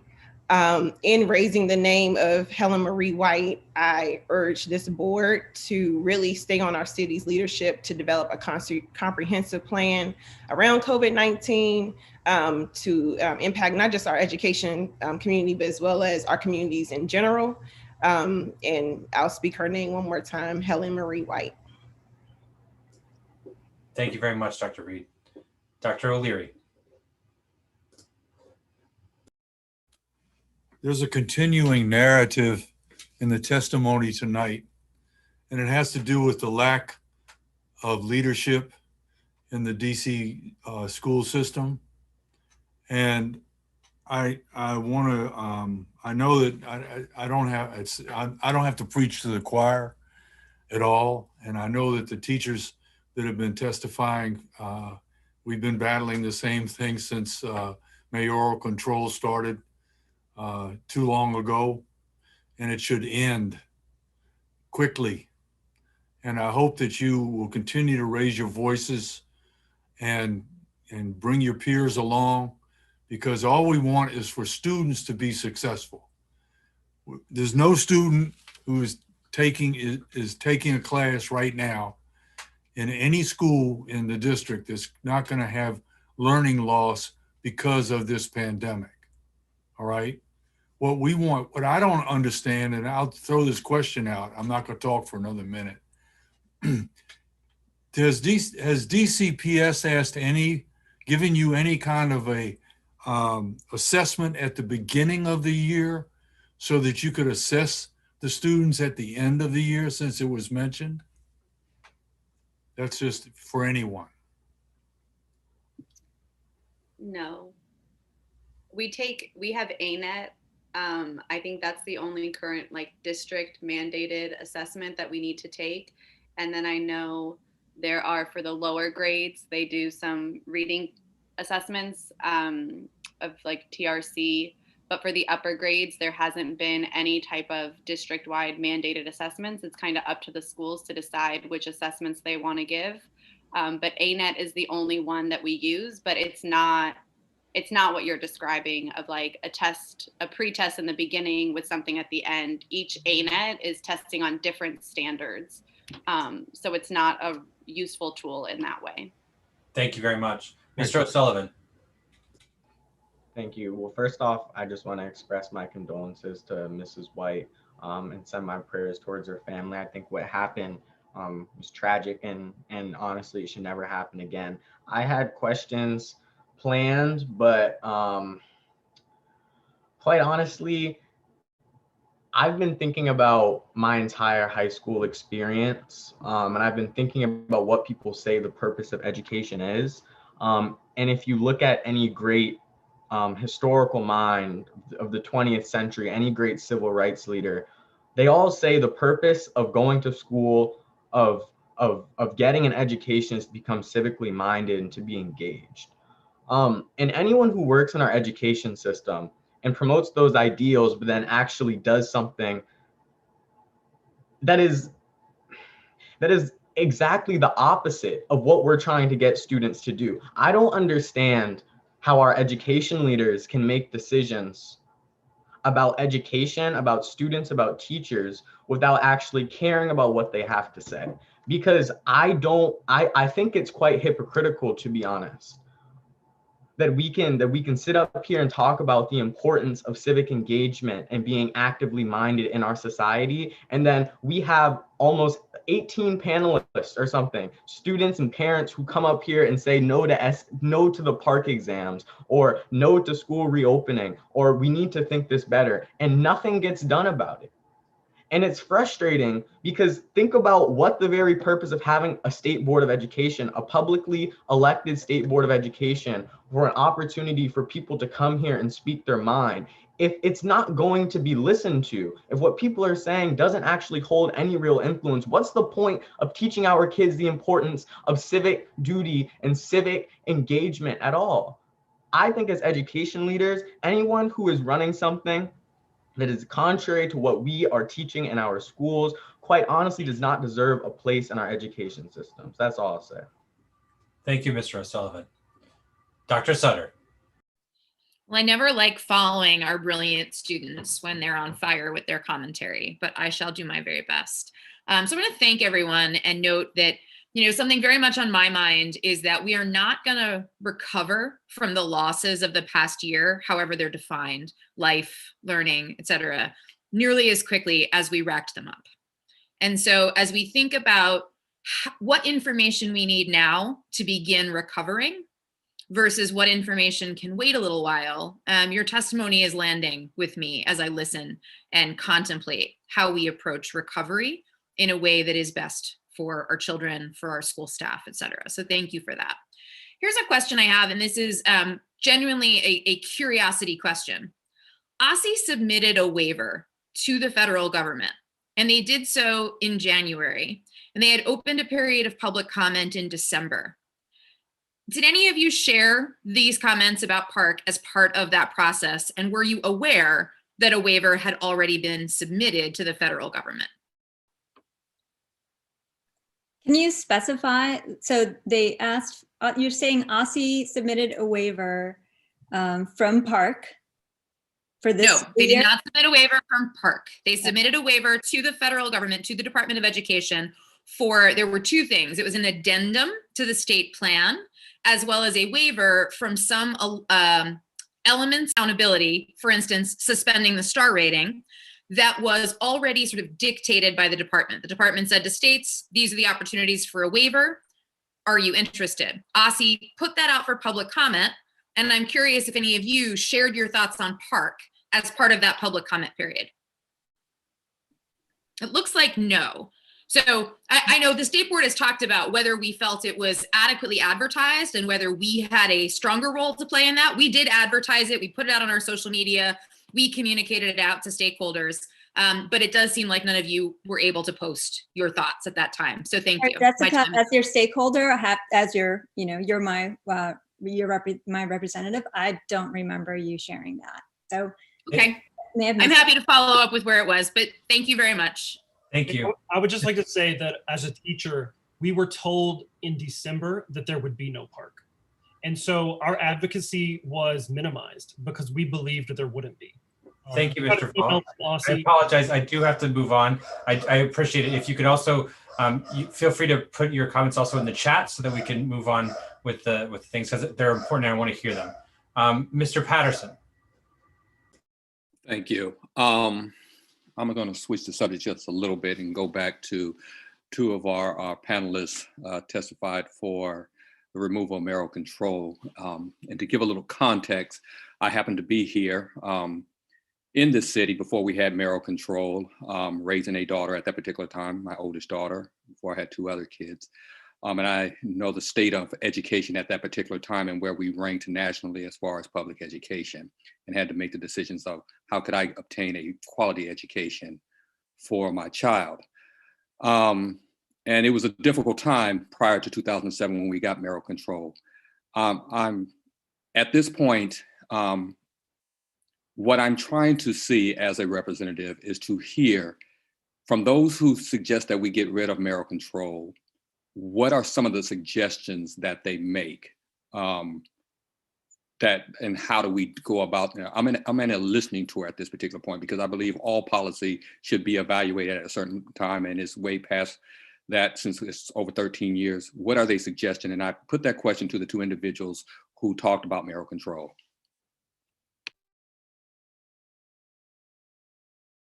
As an individual who talked about mayoral control, I think I'm one of them. Hey again.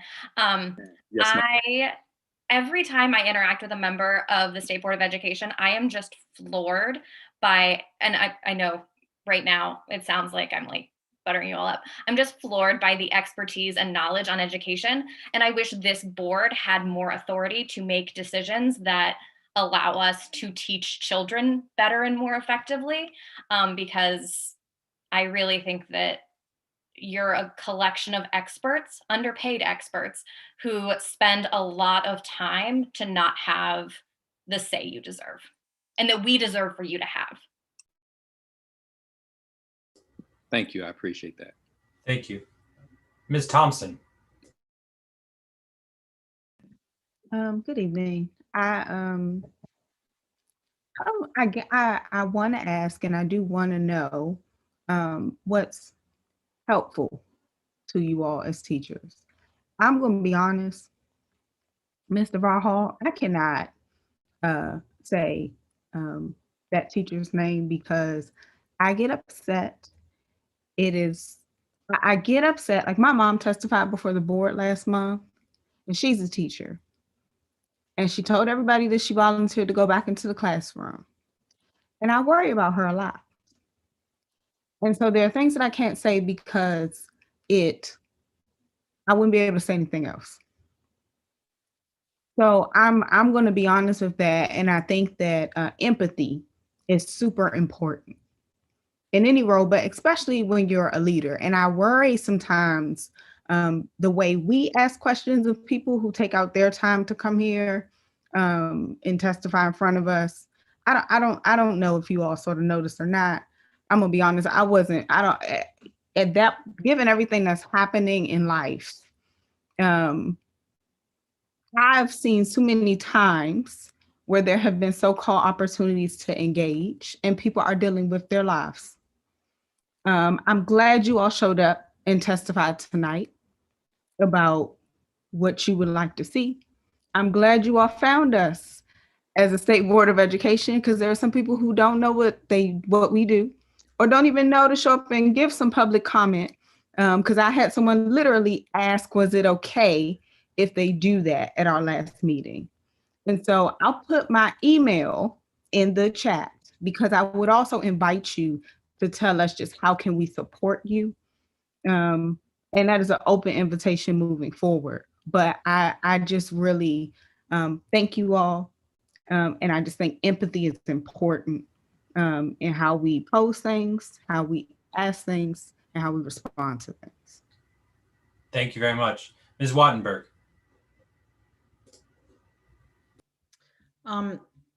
First, thanks to Mr. Varhall and to Ms. Bertocchi, and I'm thinking who else, for the comments on mayoral control. I'm so glad you came in and said it. I think it is a huge problem, and we see the failures, we see the lack of responsiveness now more than we have before. It's sort of one more thing that the pandemic has kind of given us an x-ray of. You know, we didn't have responsiveness before, and now it's even worse. So I just wanted to say that, and thank you for coming here. Second, I want to make one quick comment on Park, and then I want to ask Ms. Baum a question about that. The comment I want to make is I actually very much believe that we need to have a citywide assessment to understand how students are doing and to make clear what the gaps are in a normal year, in a normal way, without high stakes, without taking up huge amounts of time. I think it's really crazy to be doing it now when we're not even going to get decent information. As somebody said, if it's not going to be a standardized setting, it's not a standardized test. What's the point? I totally agree. I want to ask Ms. Baum, I think it was Ms. Baum, who talked about this specifically, the amount of time that goes into the test prep for it and the ways in which the school is disrupted because of the windows. Because I don't think everybody understands what that means. And I want you to take this time to tell the audience listening to explain what those two different problems are, how they take away from learning. Absolutely. So the test window is when park testing starts for the school. And so again, it's depending on how big the school is, it's multiple grades taking it, and there's a lot of logistics to go into. So there's a lot of planning. So some schools that window is 6 weeks of test taking. For other schools, at my school, we're smaller. So we're only 3 weeks of test taking. So the window is the actual test taking time, but then the test prep is all the time that we spend. Oh, sorry. Can you explain the problem with why that window is a problem? Like in some schools, it means you can't go to the library. In some schools, just give us a couple of sentences about why that's a problem. So in some schools, that means that if you are not testing, you can't use the internet, you can't use computers. So teachers can't use technology anymore in the classroom. Students can't use their online learning platforms because they have to save the Wi-Fi for the testing students. There are many stories of the test crashing and kids have to retake the whole thing. It means kids can't leave their classroom because there are very, very strict regulations about cheating, making sure that we're abiding by it. So you can't have kids walking in the hallways without an adult. So that means in classrooms that aren't testing, they can't just go to the bathroom. You can't use your specials the normal way. You have to be quiet all the time. Ms. Baum, I apologize for interrupting you. I do have to move on so that we do have additional folks with questions. Thank you very much. But feel free to put additional information again into the chat, and we will follow up. Dr. Gasoi. Thank you, and thank you all. All of your testimony really resonates with me, and I hear you. So that's the first thing I just want to say. And one thing also that I just want to acknowledge is that when I've been hearing learning loss a lot this term. It worries me because it's becoming something that we all think we understand. And I just want to unpack it and say that it means, it's numbers. It's about, the test scores in 2 subjects in a year when we are all acknowledging that test scores are not even as accurate as they might usually be. So my question to all the teachers is, what can we say students are both losing beyond that? And also, what are they gaining during this very unusual time? You know, in what ways are they growing that they might not have in other ways? What should we be building on, right? How can we think differently right now about what we should do in the summer and in the next school year? Can you speak to that? Thank you. I can go. I think something I've seen with my students is their ability for critical thinking and their engagement with what's happening in current events and globally. So we talk a lot about social studies. I have never been able to spend so much time around social studies and science this year as I have in past years. It has been so fun. We've been able to incorporate current events because that's all the kids are talking about, right? They're seeing everything that's happening. So we're learning about COVID, we're learning about viruses, we're learning about health and energy, and we're learning about social movements and what that means and the history of social movements and the history of DC in ways that has never been able to happen before, because this is what's being talked about. This is their reality all the time. And I'm amazed at the level of inquiry, the level of critical thinking, the creativity that's coming out of my students. And so I think that is something that we're seeing that is existing and that we should capitalize on and continue to push forward. And that's the time.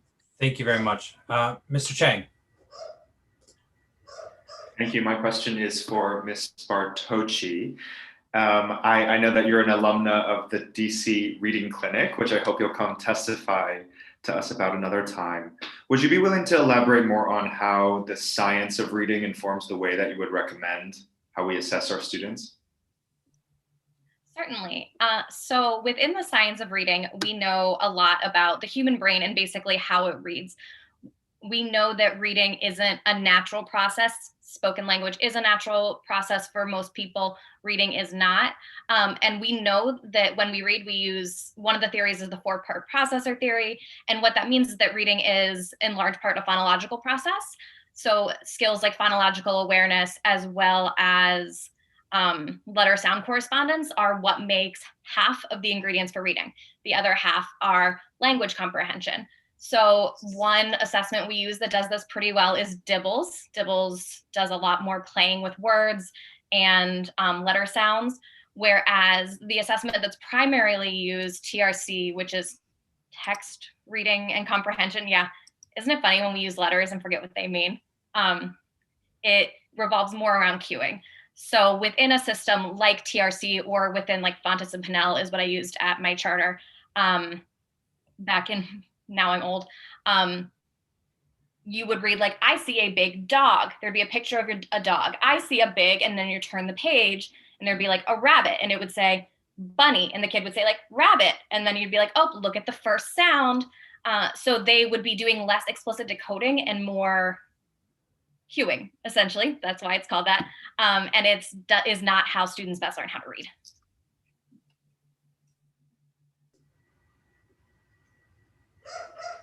Thank you, Mr. Chang. President Parker.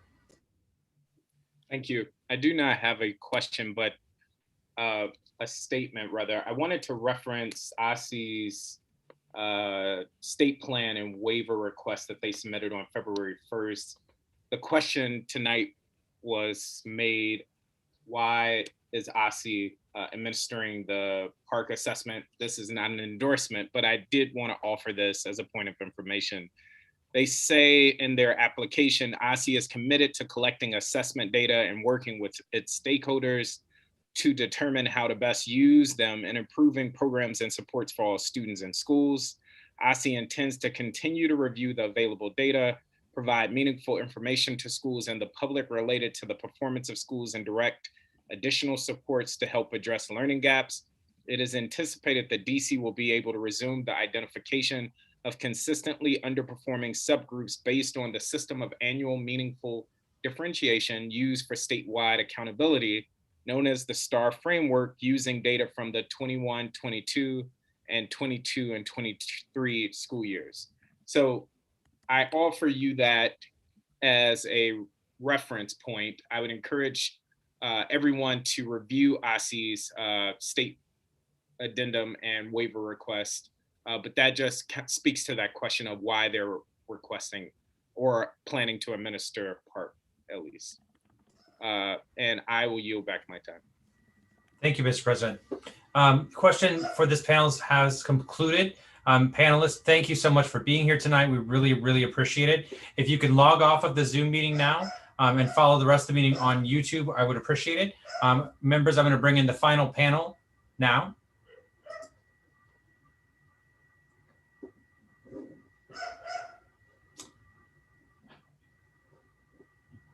Welcome everyone who is just joining us. Thank you so much for being here tonight.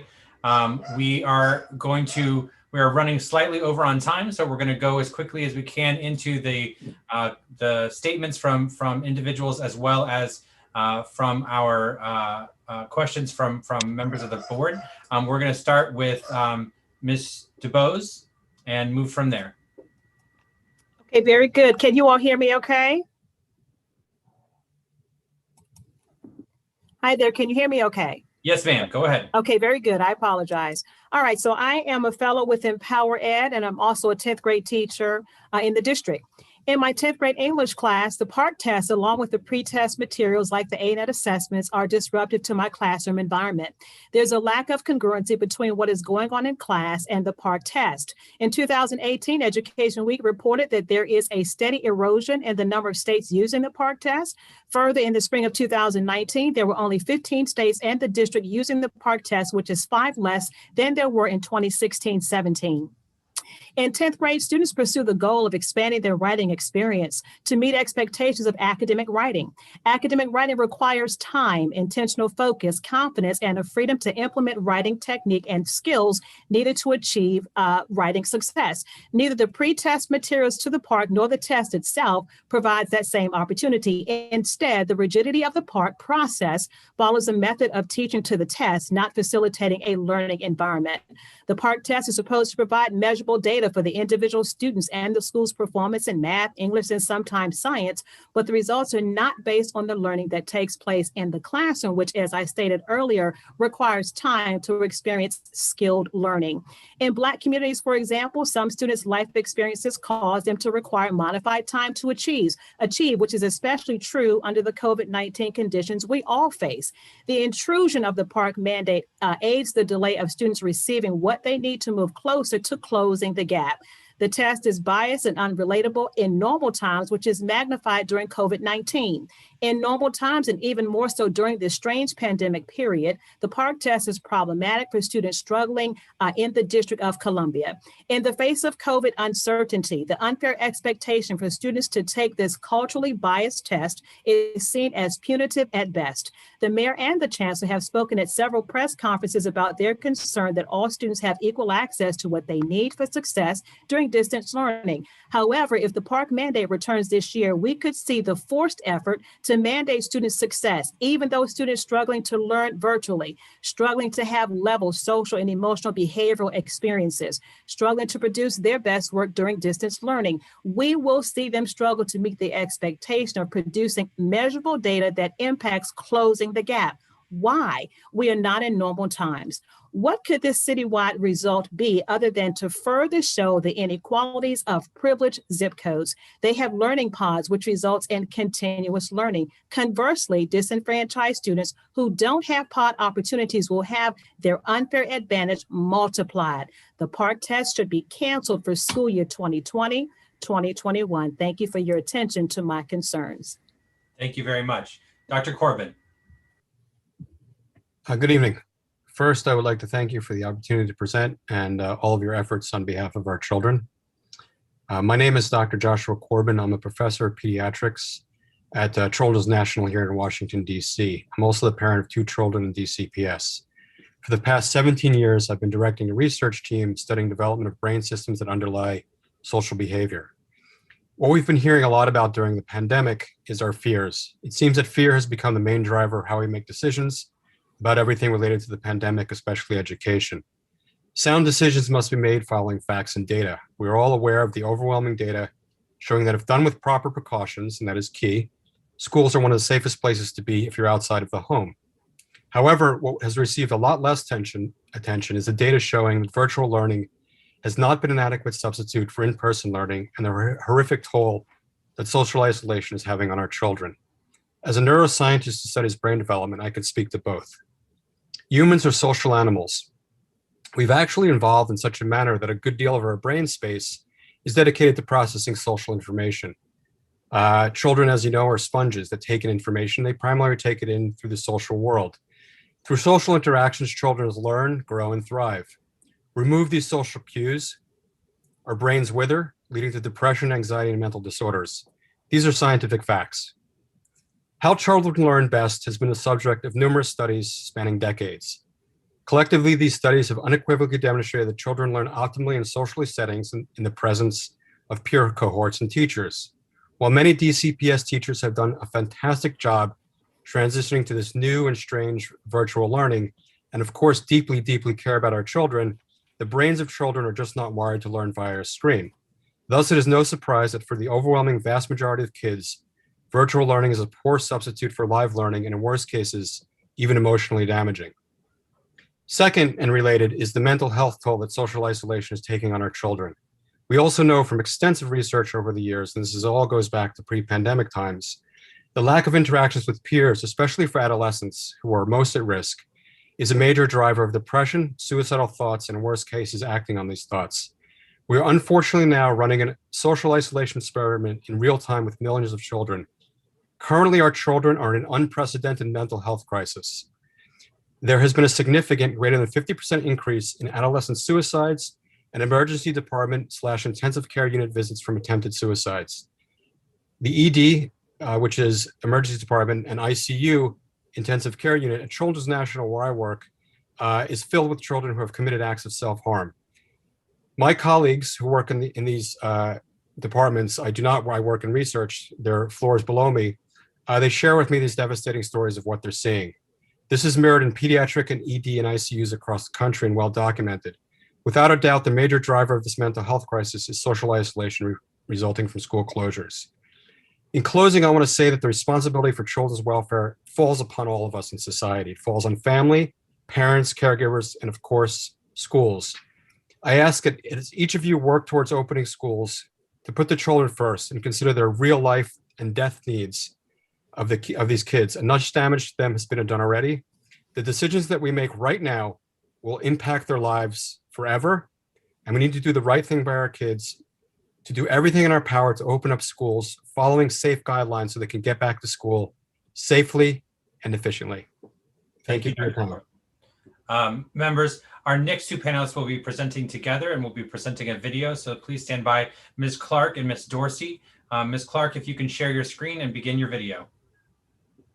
Actually, board members, we're going to start with our discussion before the video. So we'll start the video shortly. Thank you all. Good evening. My name is Alicia Dorsey, and I would like to thank the School Board of Education Ward 8 member, Dr. Carleen Reid, for the invitation to speak to the Board of Education today. I am the Executive Director of the DC Accounting Lab, an educational nonprofit committed to leading community-based solutions for underserved student populations. I'm a certified public accountant. I hold a bachelor's and master's degrees in accounting and over 20 years of professional experience successfully supporting businesses in the DMV. While I'm here today in a professional capacity, I would like to highlight that I'm also a member of all of your constituencies. I am a resident of Ward 7 and the mother of 4 DCPS children who attend public elementary, middle, and high schools here in DC. I would like to thank you all for your dedication and commitment to education. I'm joined today by Aisha Clark. She is the founder and director of Kelson Education Consulting. Ms. Clark holds a bachelor's degree in science, a master's degree in education, curriculum, and instruction, and a Maryland State Advanced Professional Certification in Special Education. She is a seasoned educator and has spent 15 years of her distinguished career teaching in the Prince George's County Public School System in Maryland.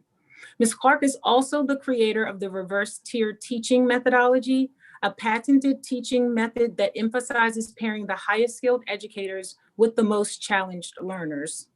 And we've heard a lot of riveting testimony this evening about the challenges that are currently facing students in this virtual learning environment. And we're excited to actually share a potential solution to some of the challenges that are being faced today.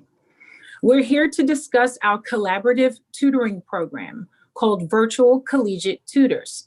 Using the RTT method as a basis for its design, the VCT program recruits education degree seeking students from distinguished historically Black colleges and universities to support underserved public school student populations. We consulted with DCPS teachers as part of our initial program development and received overwhelming support. DCPS teachers applauded the methodology for being uniquely responsive to the needs of struggling learners who have been the most adversely impacted in the current virtual learning environment. This academic session, we are thrilled to have collaborative partnerships with the Howard University School of Education and the University of District of Columbia to provide critical academic support to elementary students as part of their regular school day. As education majors, our highly qualified tutors will allow teachers critical time and flexibility to support challenged learners during the day. In exchange, our collegiate tutors supplement their academic studies with practical application of theory in a developmentally appropriate environment led by certified DCPS teachers. The VCT program also has a goal to create a pipeline of highly qualified educators for DC public schools. So we've prepared a video to illustrate the benefits of our program. Please stay tuned. Please stay tuned. Please stay tuned.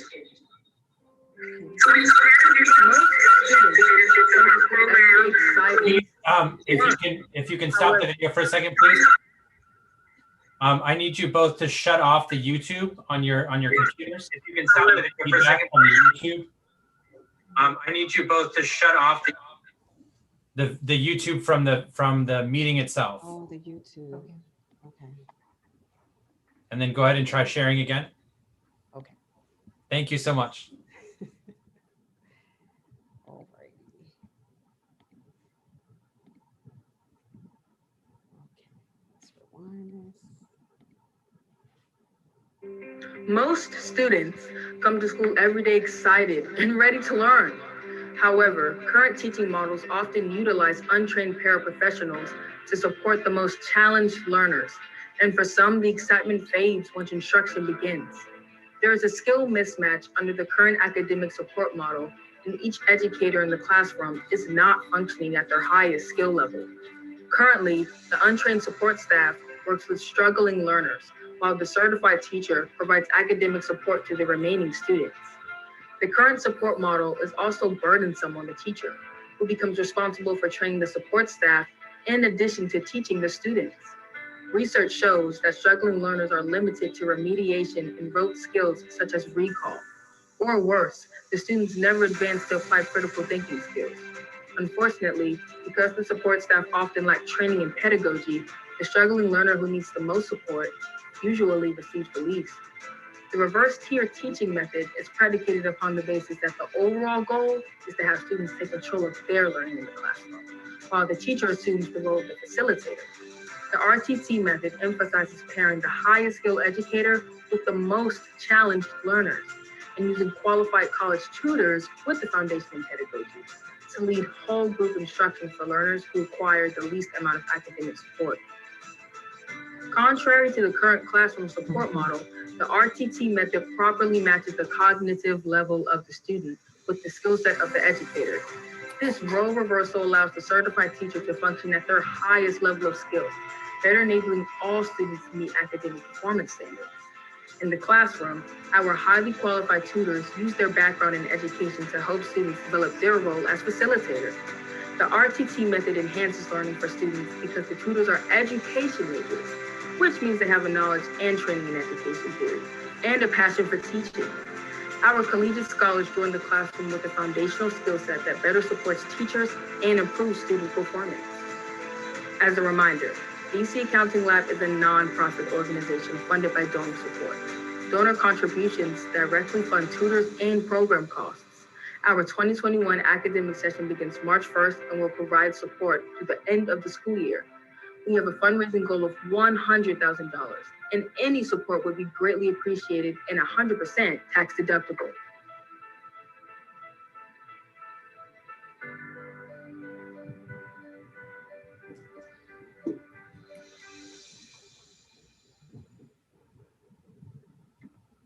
Thank you very much for sharing. Again, if you can, thank you very much. We have more testimony from Mr. Hunter. Yes, good evening, board members, and I appreciate you guys having me on. Can everyone hear me okay? All right, good. My name is Michael Hunter, and I serve as the athletic director for Friendship Public Charter Schools, as well as the head coach.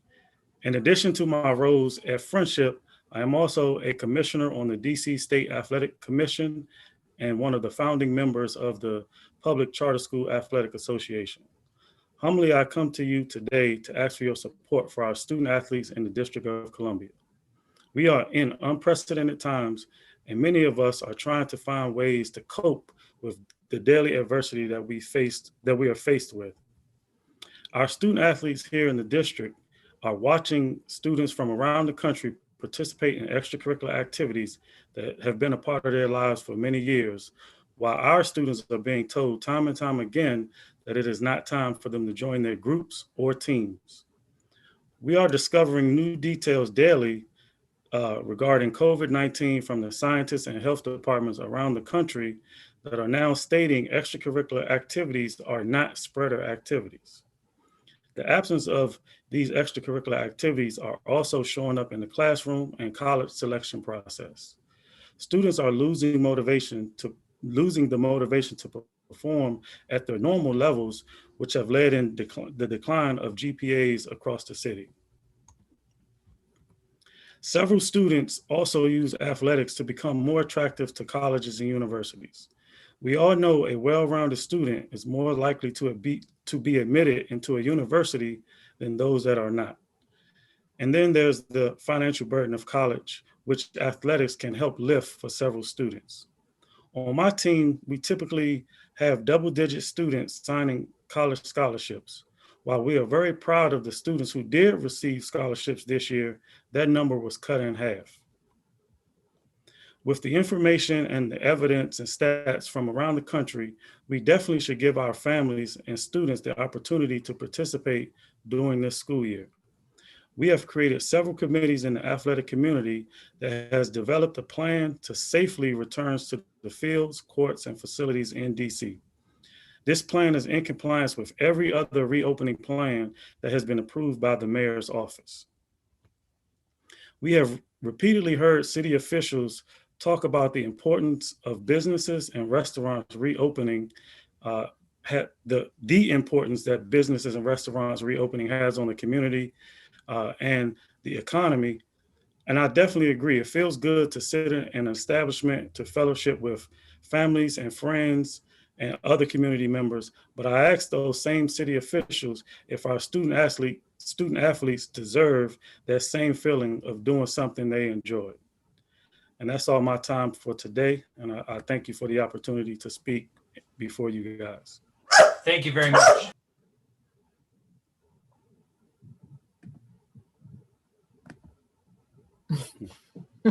This is my dog, Sassafras, who is having a rough night, and I apologize. Dr. O'Leary, we'll begin with you.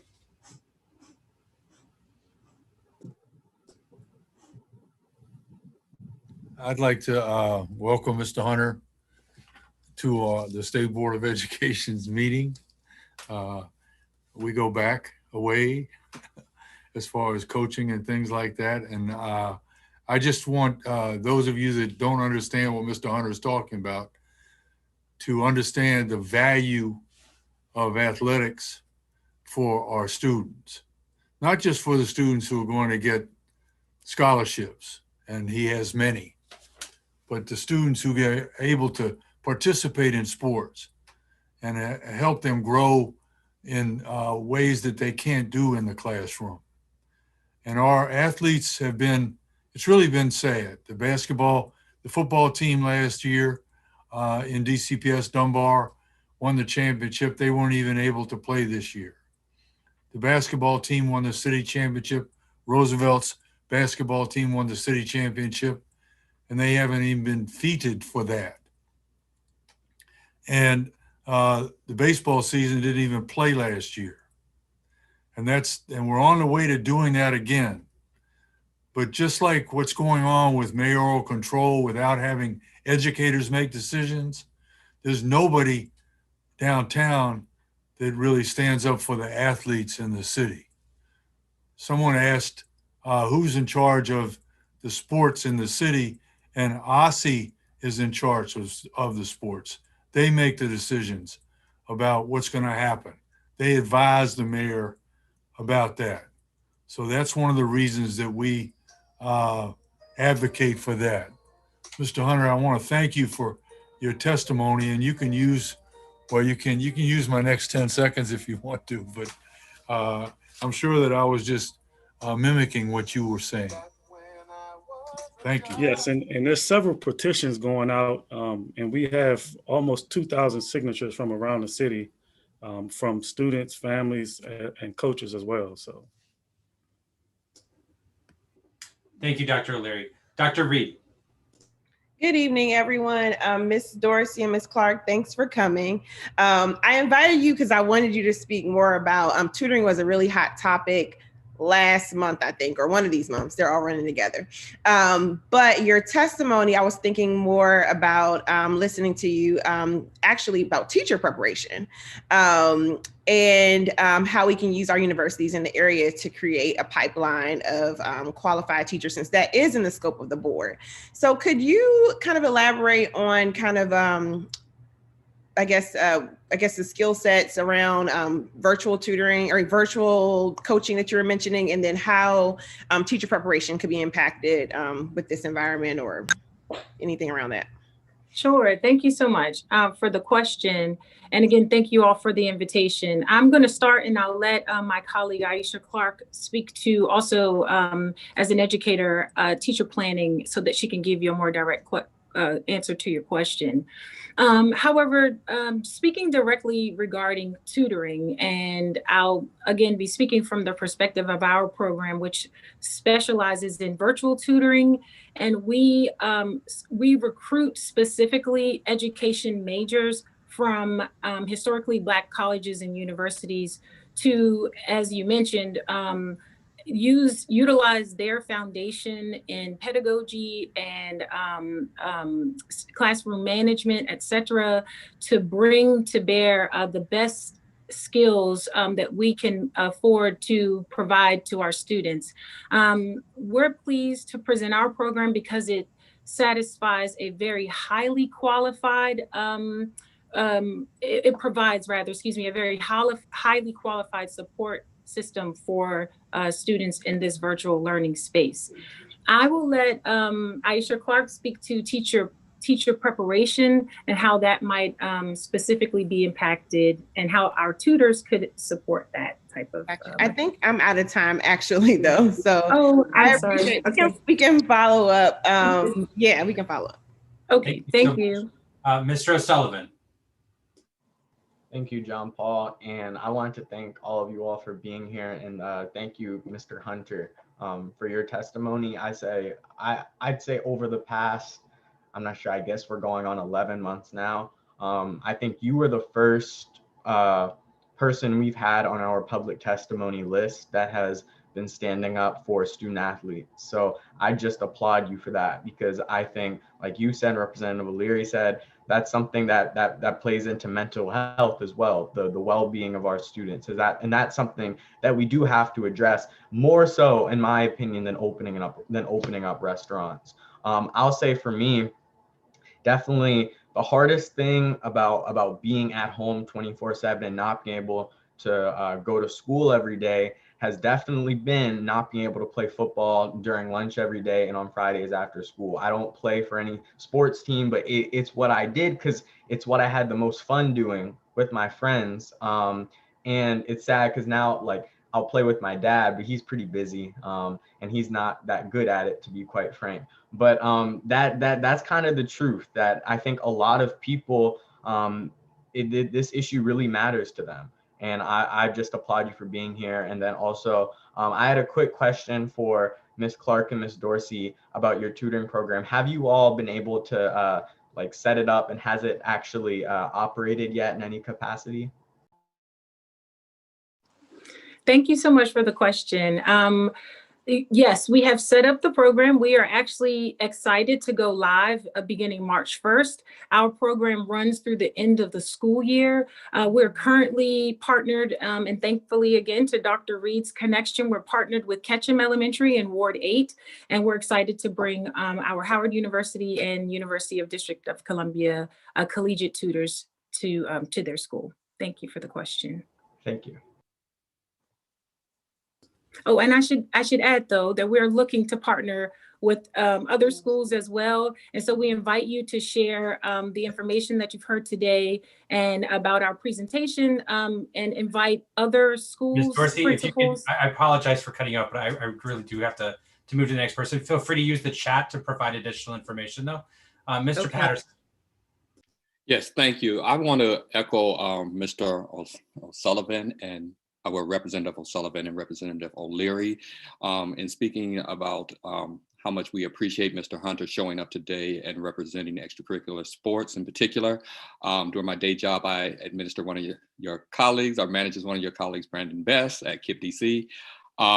And so he's told me a lot about what's been going on.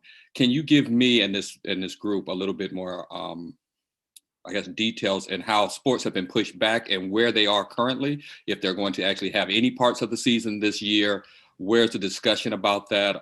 And what do you need for our support, so to speak, in that area to opening up sports? Well, as of right now, we are waiting on the mayor's decision if she's going to extend her order, which is set to end on March 17th.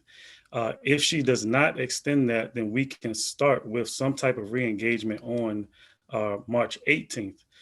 But with it being such a short time before school is over, schools are going to have to make decisions on which sports they're going to sponsor this year, which still we're going to leave quite a few kids out.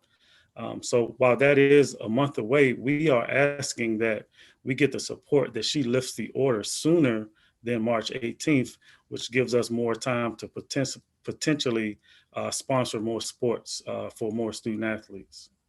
So my follow-up question is, are you saying that they have not coordinated which sports will fall into each season? Because from my understanding previously, they had just moved back all the sports seasons, and we definitely knew which areas would fall into which months. So are you saying now they don't know which ones will fall and which one will be open and offered? So when we had more time, the original date was to start in December, then it was pushed back to February, and now it's pushed back to March. So we would not be allowed to do 3 seasons within that 3-month period. So it's left up to each LEA to decide which sports they're going to sponsor.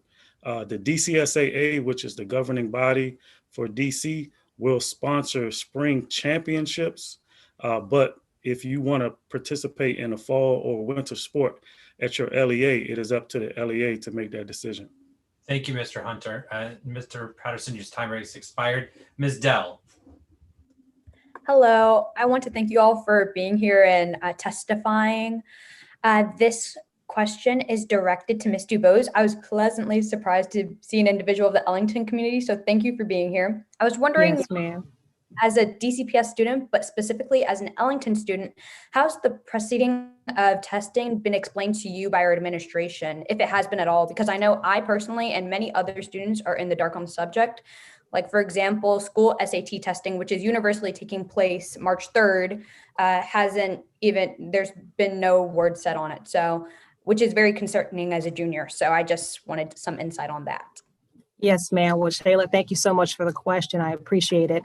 And unfortunately, the rollout in terms of how the PARCC test in particular is going to happen this year has not been communicated to us in our teacher community at Duke Ellington. We simply have been told that the PARCC window is open and that plans are underway. And so we're just in limbo as we wait to try and test students in this very unprecedented season. Thank you, Ms. Dubose. And then I have another question for Mr. Hunter. Thank you for your testimony. I understand that many student athletes had opportunity within their sport in regards to attending college. Have there been alternate ways provided to gain attraction from colleges for these athletes? And if so, could you elaborate?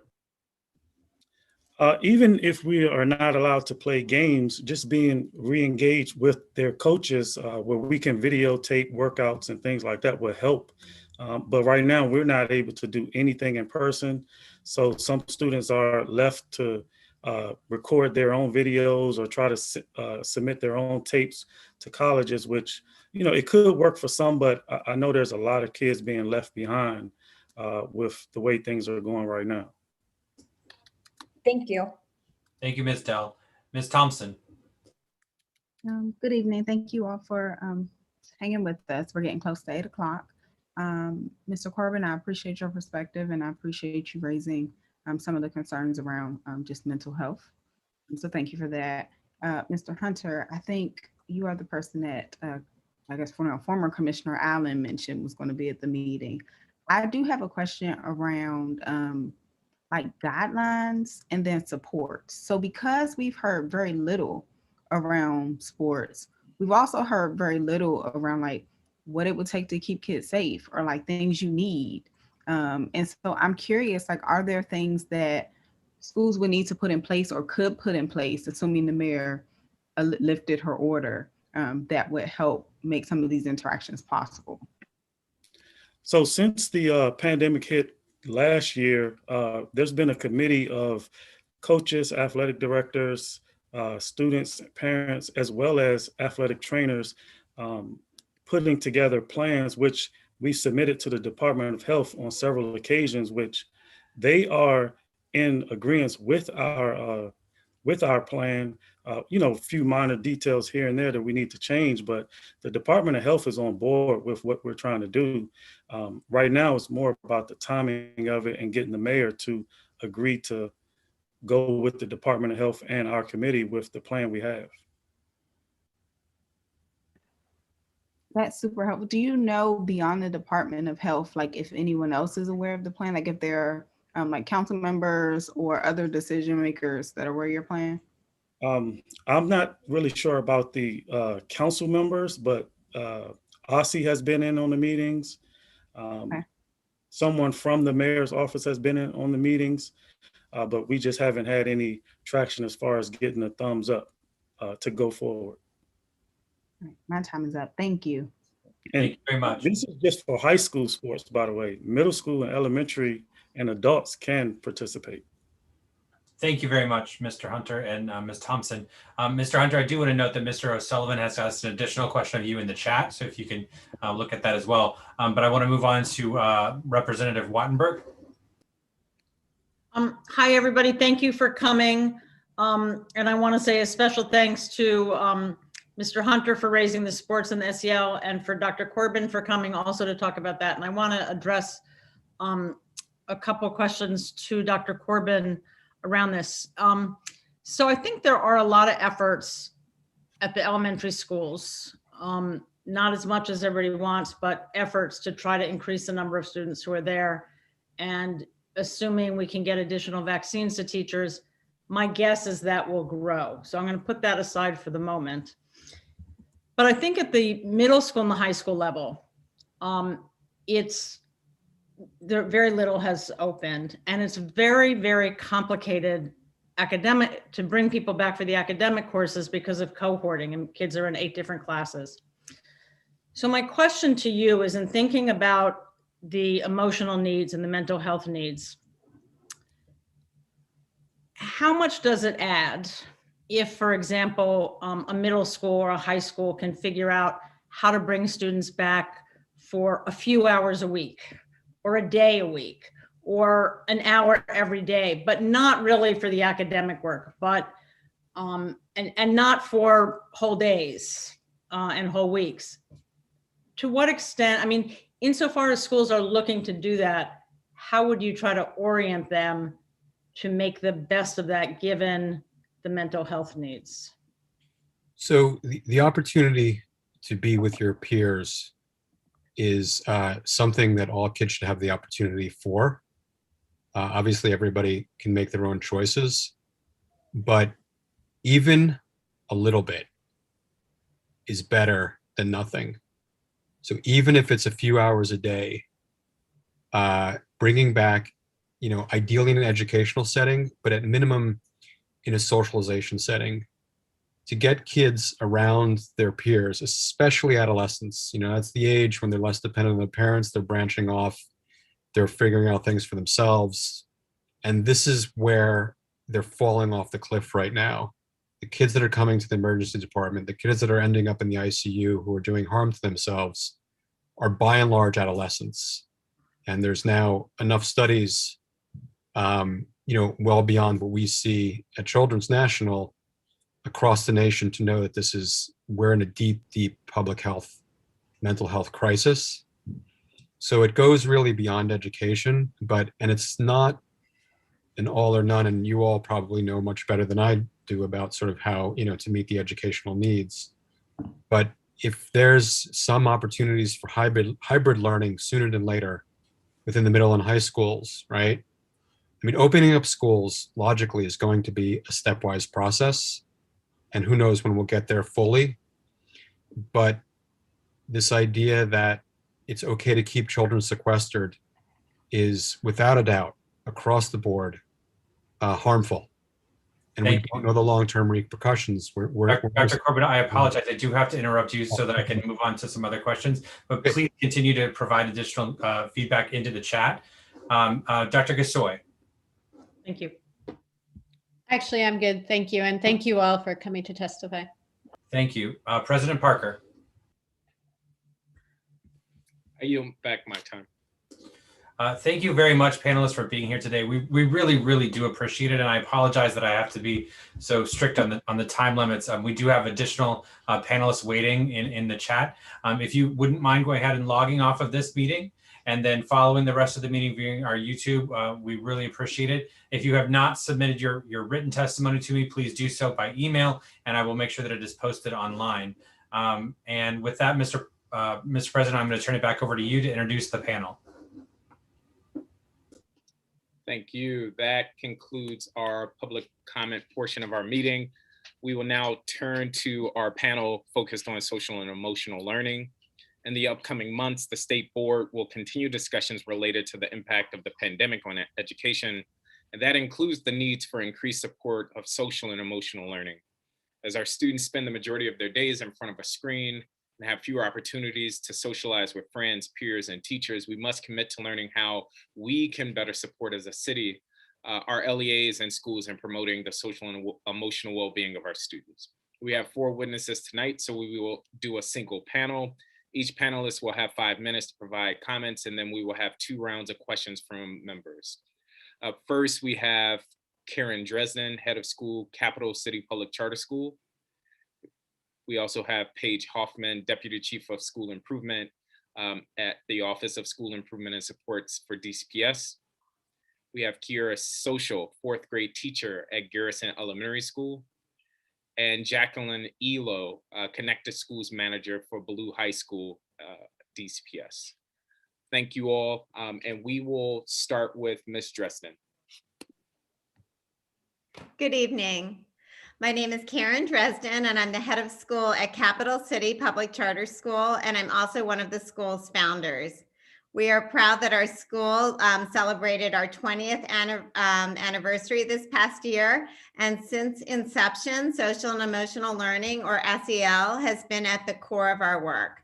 I am pleased that the State Board is highlighting this important and critical aspect of education. As a pre-K through 12 school, we take seriously our responsibility not only to prepare students for college and careers, but to prepare students to be leaders and change makers in their communities. The events of this past year and years prior have highlighted how very much this is needed. SEL supports students in developing and practicing the skills they need to be effective leaders. Since our founding, we have partnered with EL Education. The EL Education model emphasizes whole child education and builds capacity through 3 dimensions of student achievement: the mastery of knowledge and skills, student character, and high quality work. The 3 dimensions recognize that when students become adults, they will be celebrated not for their performance on basic skills tests, but rather for the quality of their work and their character. I want to highlight some of the key ways that SEL supports academic learning at Capital City. First, we aim to provide students with authentic, relevant, and meaningful learning experiences. Through learning expeditions, students study topics in depth. They research, they connect with experts, engage in collaborative projects, and present their work to an audience. Most of our topics focus on social justice themes. For example, our 5th graders study voting rights. They learn ways that voting rights have been denied, and they have worked to organize voter registration drives. Our 10th graders engage in an integrated expedition on water quality, studying both science and human rights issues around the topic. And then in senior year, our students build on their past experiences to develop their own senior expedition that involves in-depth research and a presentation on a topic that they select. Second, we use classroom practices that encourage interaction and emphasize deeper learning. Learning sticks with students when they are actively engaged in the process. While learning content, students build the skills that are key to success, the skills like critical thinking, collaboration, and communication. This looks like students engaging in Socratic seminars, having small group discussions, and teaching and presenting to one another. While these things were initially more challenging to do virtually, we have used a variety of tools to foster these types of engagement through distance learning. Third, we have structures for building social and emotional skills independent of academics. Each student at Capital City is part of a smaller group or crew that meets daily. Within this crew structure, students focus on unpacking community values, discussing issues of equity, and learning tools for resolving conflicts. Being part of a trusted group has been more critical this year than ever. For example, the day after the insurrection, crews took time to debrief and process as we have with other traumatic events. During the pandemic, students share challenges and successes with their crewmates, and crew leaders conduct regular wellness checks. Fourth, our integrated arts program provides rich opportunities and social interaction and deeper learning. The arts have been critical to SEL. Students write and produce their own plays, choreograph dances, collaboratively write songs, and share their art for critique. Arts have been an especially important vehicle during this pandemic for creative expression and connection. These are some of the key aspects of SEL at Capital City. The most important point I want to make is that SEL is deeply ingrained in all aspects of our program. It is not one person's role or something that is focused on at one time during the day. It is core to all that we do. While certain aspects have been more challenging during this pandemic, we have prioritized making these elements strong through distance learning. Partnering with families, removing barriers to access, and providing mental health supports have been important to doing this. Our students are surviving a pandemic that will forever change our world. SEL is essential for our short and long-term recovery. Thank you.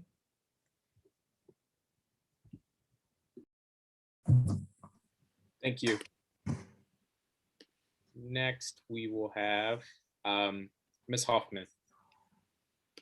Thank you. Good evening, everyone. My name is Paige Hoffman, and I'm the Deputy Chief for School Improvement with DC Public Schools.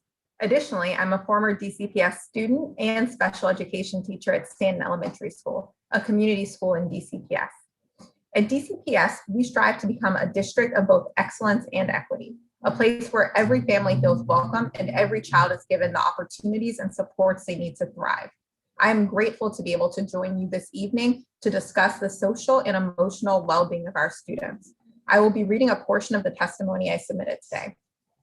Our Division of School Improvement and Supports sits within DCPS's Social, Emotional, and Academic Development Office, which houses academics, student supports, and engagement work under one umbrella to build cohesion in the development and support of the whole child. The alignment of our academic and student supports is integral in achieving one of DCPS's 5 strategic priorities: to educate the whole child. In this priority, we aim to provide rigorous, joyful, and inclusive academic and social emotional learning experiences to ensure all of our students are college and career ready. Our School Improvement Division focuses specifically on ensuring that our students furthest from opportunity have access to this type of high quality educational experience within DCPS. Over the past several years, our division has employed several strategies to support the education of the whole child, including the redesign work at Anacostia and Ballou High School, as well as our student-facing equity programming through our Empowering Males of Color and RAIN innovation programs and our We the Girls Leadership Series. Tonight, I'd like to focus on a third strategy: connected schools, our version of full-service community schools. DCPS Connected Schools launched in 2019 to take a whole child, whole school, whole community approach to school improvement by making schools spaces that support not only a student's academic development, but also a family's overall well-being. Connected schools are not a program, they're not an intervention, they are a philosophy and a school-wide strategy for how a community works together to accelerate student success in both academics and social emotional well-being. There are 6 key elements to connected schools: authentic family engagement, aligned student support systems, place-based services, joyful academic enrichment experiences, a connected schools manager, and healing-centered practices. Tonight, I'd like to talk more about these last 2 elements: the role of the connected schools manager, also known as our CSM, and healing-centered practices. Research shows that having one caring adult can have a tremendous impact on the social, emotional, and academic well-being of a child. To that end, each connected school has a full-time connected schools manager who helps ensure that students and families have access to the resources and relationships needed to thrive. The CSM is charged with developing and coordinating to leverage partners, elevating student and family voice, and ensuring equitable access to services across the school community. This year, while most of our students learned from home during the first semester, CSMs worked with community partners to ensure supports for students and families remained intact. They provided virtual mental health services, tutoring supports, enrichment programming, and so much more. Since the beginning of the pandemic, CSMs have coordinated over 11,000 connections between families and needed community resources. Additionally, each connected school is grounded in healing-centered practices that are tailored to their unique school community. These healing-centered practices are research-based, trauma-responsive, and acknowledge and build upon the many assets of students and families and our school staff. This year, staff at Connected Schools received training, resources, and support to create safe and supportive virtual environments built on trusting and caring relationships. As a result, many Connected Schools created student advisories, grouping students with a trusted go-to adult champion responsible for leading SEL activities, while also building positive and proactive relationships with the student and their family. These relationships and systems were critical when reaching and responding to specific family, social, and emotional and daily needs related to COVID-19. Connected Schools successfully pivoted to providing SEL resources virtually, including the implementation of specific SEL curriculums, cohort-based mentorships for students on leadership skills, self-esteem issues, and conflict resolution, and also deeper one-on-one clinical services. This continuity of programming helped provide support for students during a turbulent year. While this is a very brief summary of just some of the initiatives at DCPS, I want to thank you all so much for dedicating this time to an important topic. I'm excited to also have the opportunity for you to hear from my colleague, Jackie Elo, the Connected Schools Manager at Ballou High School, who will tell you what this looks like on the ground. Thank you. Thank you, Ms. Hoffman. I think that's a great segue. Next, we'll hear from Ms. Elo.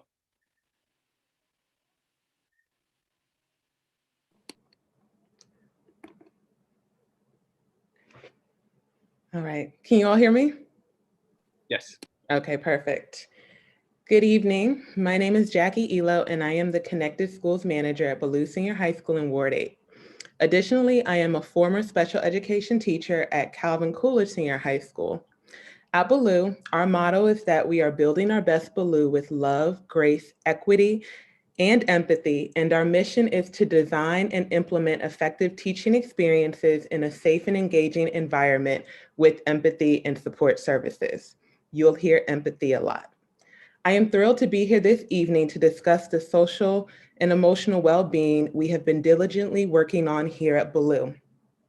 DCPS Connected Schools prioritizes the whole child, whole school, whole community approach to leading schools. Being a connected school is a philosophy and a school-wide strategy for how a school community partners to accelerate student success. Here at BELU, we are integrating academics with student services, healing-centered practices, and family engagement. For the next few minutes, I would like to take you on the journey of hearing about all the key initiatives we have put into place to create healing-centered practices for our students, families, teachers, and staff. As Mrs. Hoffman mentioned, we are on a mission to have 100% of our students feeling loved, challenged, and prepared. Our key focus here is love, and when COVID-19 began, we saw the ways that the social determinants of health could negatively impact our students' access to learning. We created the family support team and the BELU Strong survey, where families could share if they needed groceries, transportation, toiletries, access to technology, and access to mental health support services. We have connected with over 250 of our families to build trust and show up when they need us the most. We partnered with Delta Sigma Theta Sorority Incorporated to host a community day in the summer where we gifted over 300 backpacks of supplies, toiletries, and groceries. And in November and December, we hosted holiday pull-up days to give food, grocery cards, toiletries, and gifts to families to 150 of our families. We delivered more than half of those to address the transportation concerns of our families. This is in addition to our family success market in collaboration with the Capital Area Food Bank, which is in its 5th year of partnership with BELU to provide monthly groceries to the community. As a project-aware school, which stands for Advancing Wellness and Resilience in Schools, we completed surveys and focus groups and determined that our focal points would be staff wellness and care. We collaborated to create staff wellness kits to launch our school year. Additionally, recommended to us by the Office of the Attorney General, we established a partnership with Sky Schools, a social emotional learning focused organization whose priority outcomes for our students and families include reducing conflict, increasing sense of belonging, improving school climate, and helping students to understand and create dreams for their future by making responsible choices. They have offered a variety of workshops to support students, staff, and the greater BELU community. Right now, as we are focusing on a targeted approach to engage 80 students and parents in healing conversations, as well as engage 100 students and parents in stress relief sessions. As co-school behavioral health coordinator and secondary homeless liaison, I am a part of an amazing mental health team that is committed to identifying students and families that could benefit from therapy and other support services and ensuring that they receive them in a timely manner.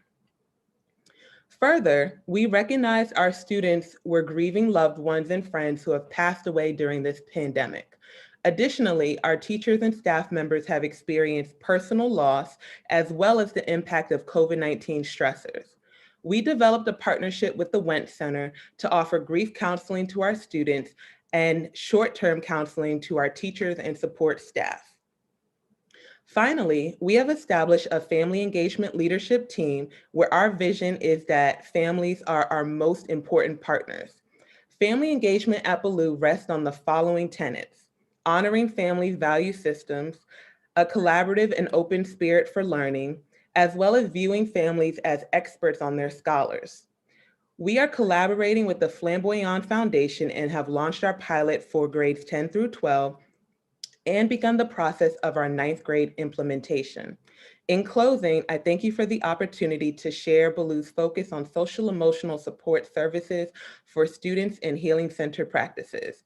We appreciate your continued partnership and support of our students.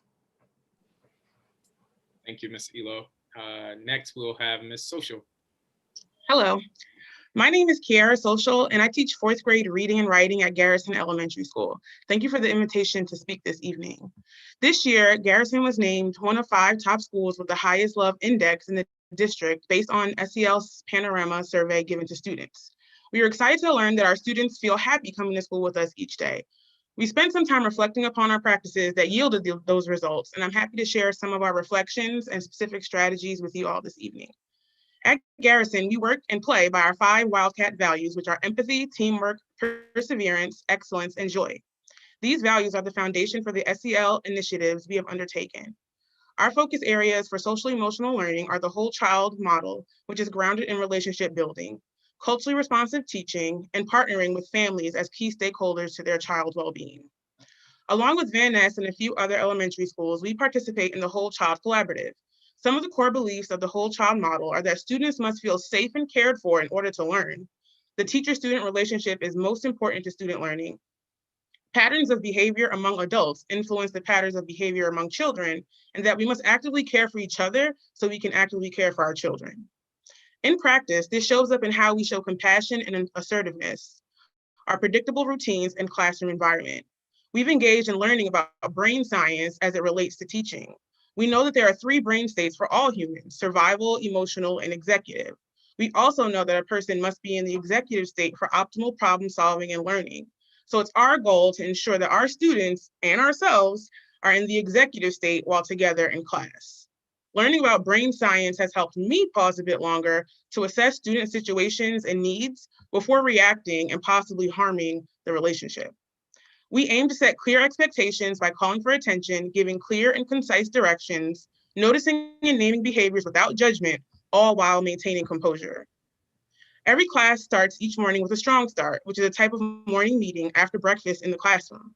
Each strong start is intentionally planned to meet several SEL needs.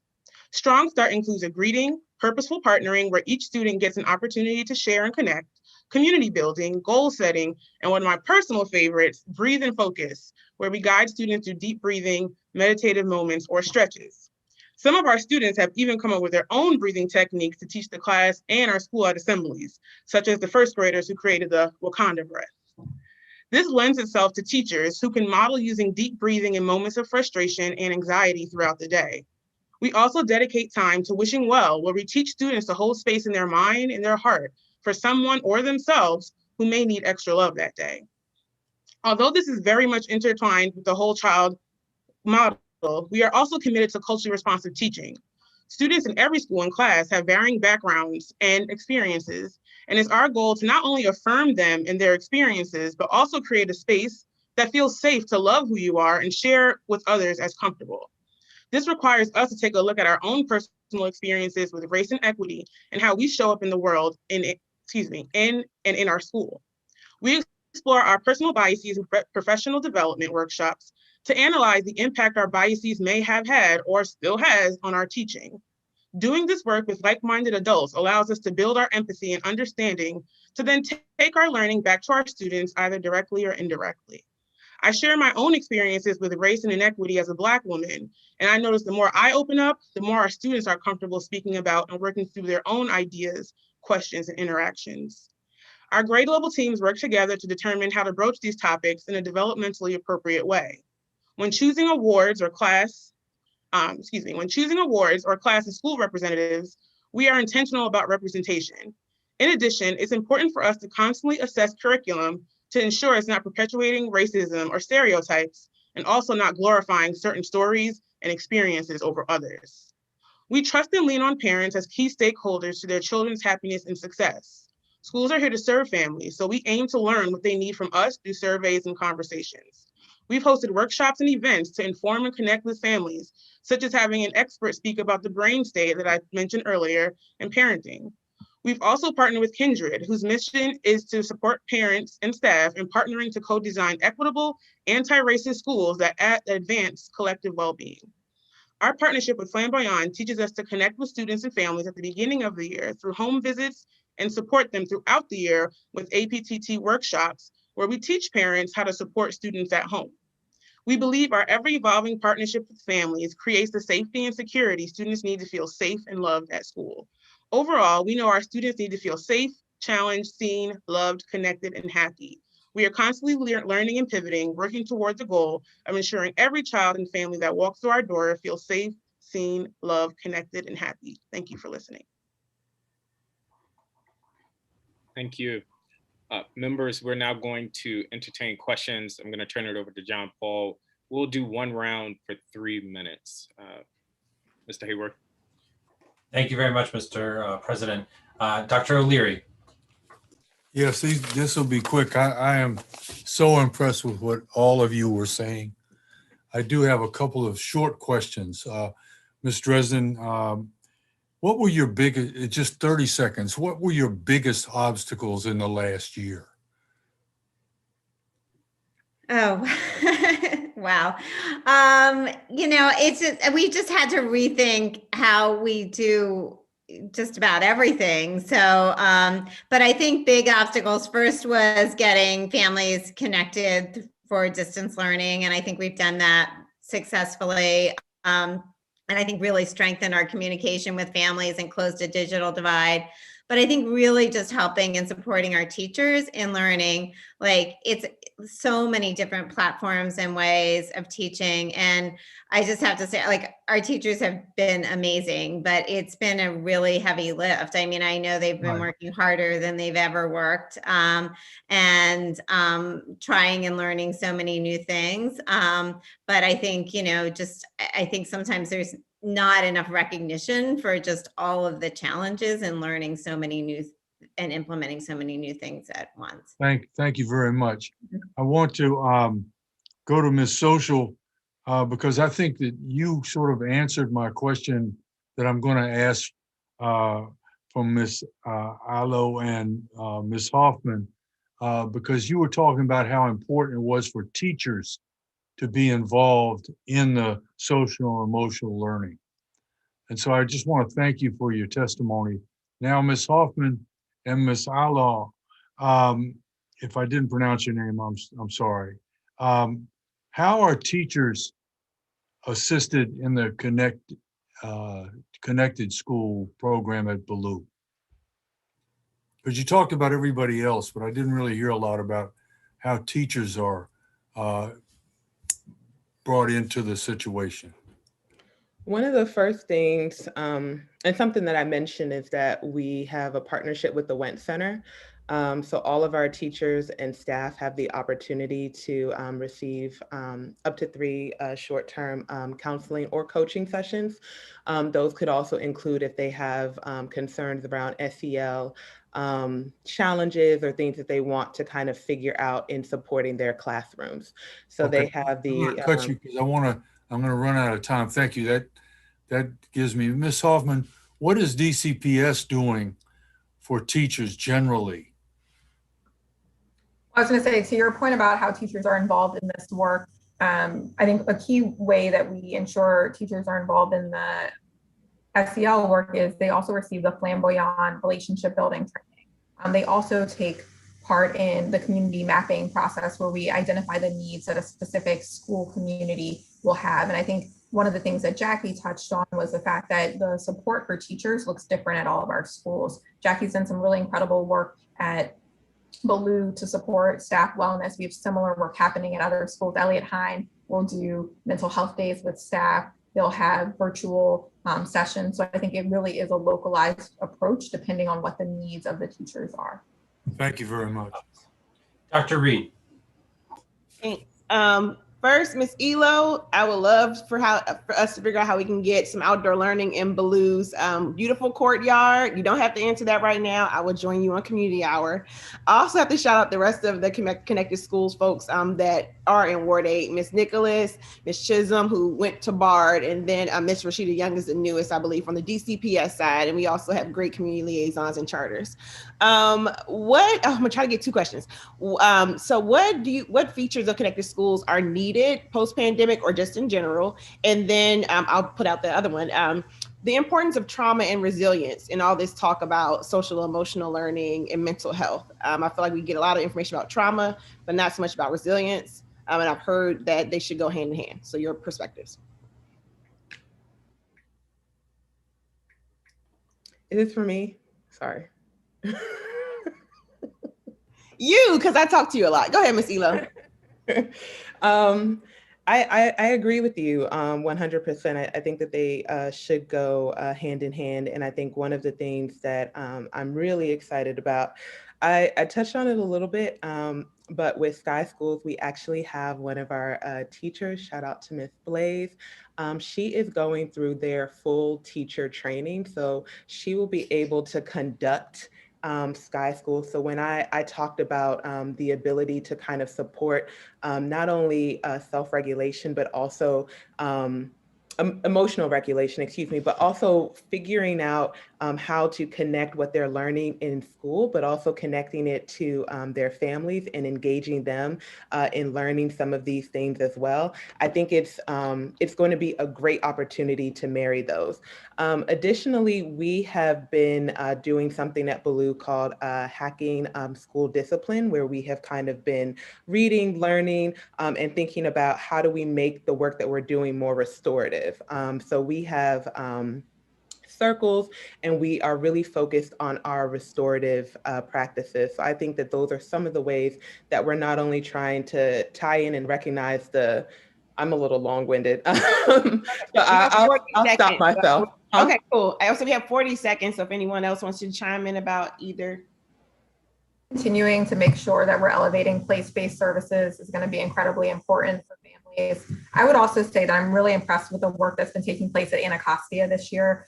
They launched their Dream Team, which connects 9th graders with a group of caring adults who provide guidance and support for social, emotional learning and academic development. And what I think is unique about that is the ownership role that the student plays in that. And I think part of resilience is also empowering our students and making sure that they understand that their voices are heard and that they are in charge of their learning. And I would love to see us continuing to do that across our schools. Thank you very much. Mr. Chang. Thank you. My question is for Paige and Jackie. And I really appreciate the way that you're framing connected schools as a philosophy. And what I hear in that personally is that it's something that is dynamic, right? That can change as student needs change. I think given that that can get quite abstract, I'm curious how you would assess when and where a connected schools program has been successful and where there's room for improvement. And then connected to that, I would be curious what experiences, skills, or training you think are most important to be successful in those roles.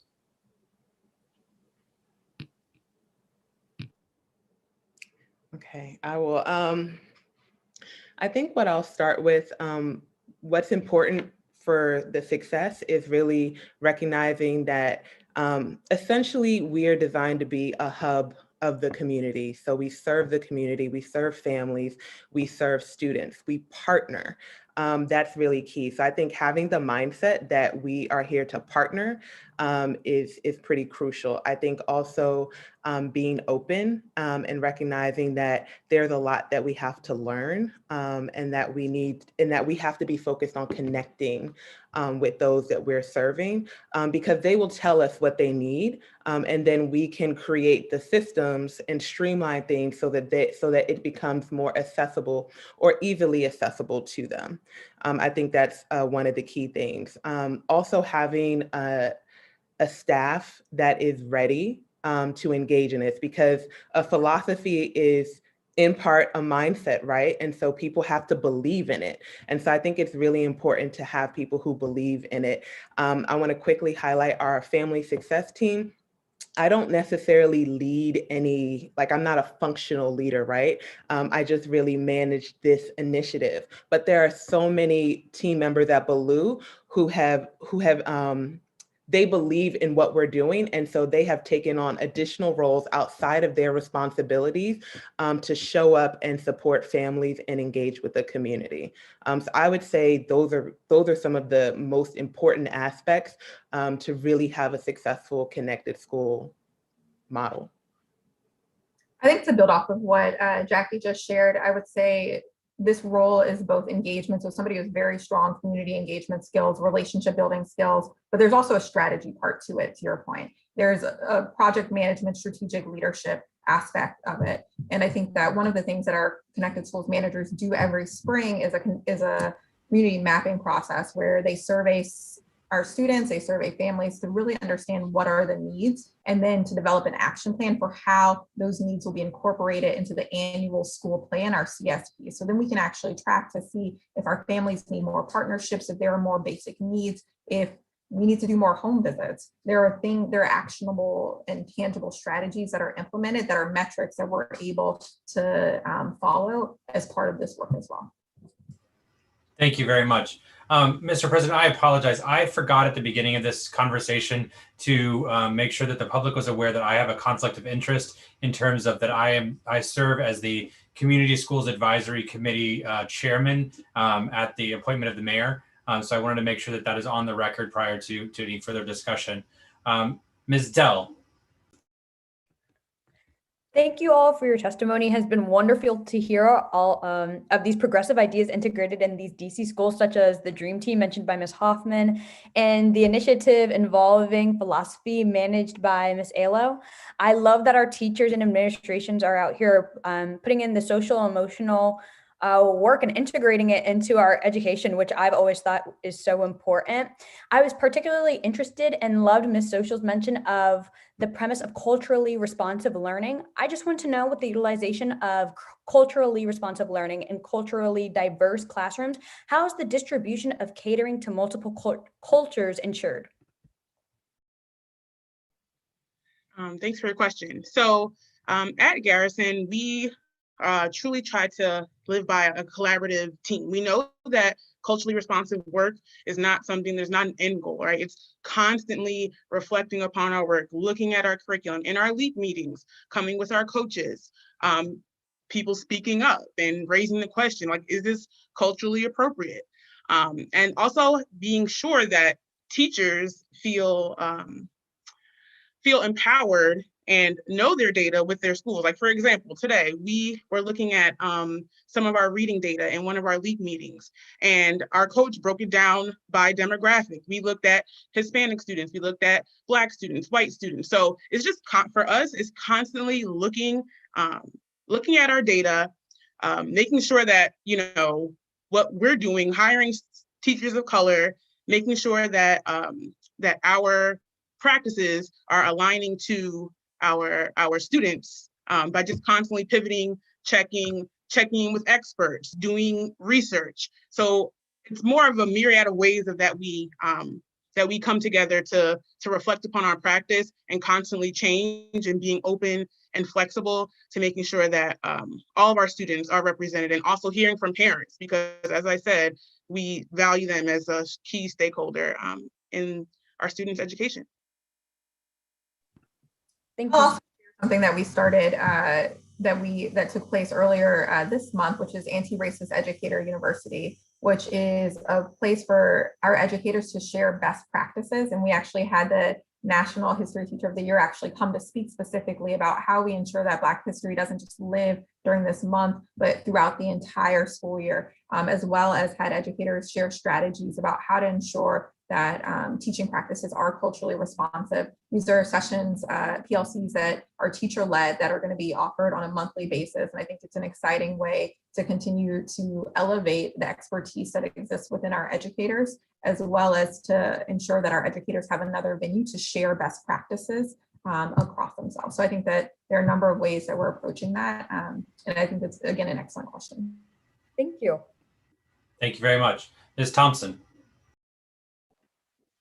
Good evening. I really appreciate a lot of what you all shared around kind of like community schools and family engagement and school culture. I am curious if especially Ms. Dresden and Ms. Hoffman can help me tease out the aspects that you presented that are specific to helping schools, helping not schools, but helping children develop social, emotional resilience and skills, and how you're supporting teachers in their development, not necessarily responding to all the things happening in the community. Like, those are valuable, but they're not, like, they don't necessarily wholly focus on social, emotional, and academic development. And so I'm curious if you could kind of pick out the best practice types of things that more squarely focus on that. So I can talk a little bit about that. I mean, that is, that is definitely part of our crew curriculum where we really help students. We have, unpack the community values and really, they do a lot of reflection. They do a lot of sharing with one another. They do a lot of, and then they also really bring that into the academic classes as well. Like they have to assess, how they have implemented their community values and their habits of scholars within their work. So it's something that, I agree with you that that is something that has to be kind of explicitly unpacked and taught with students, and then also integrated into the academic work that they're doing as well.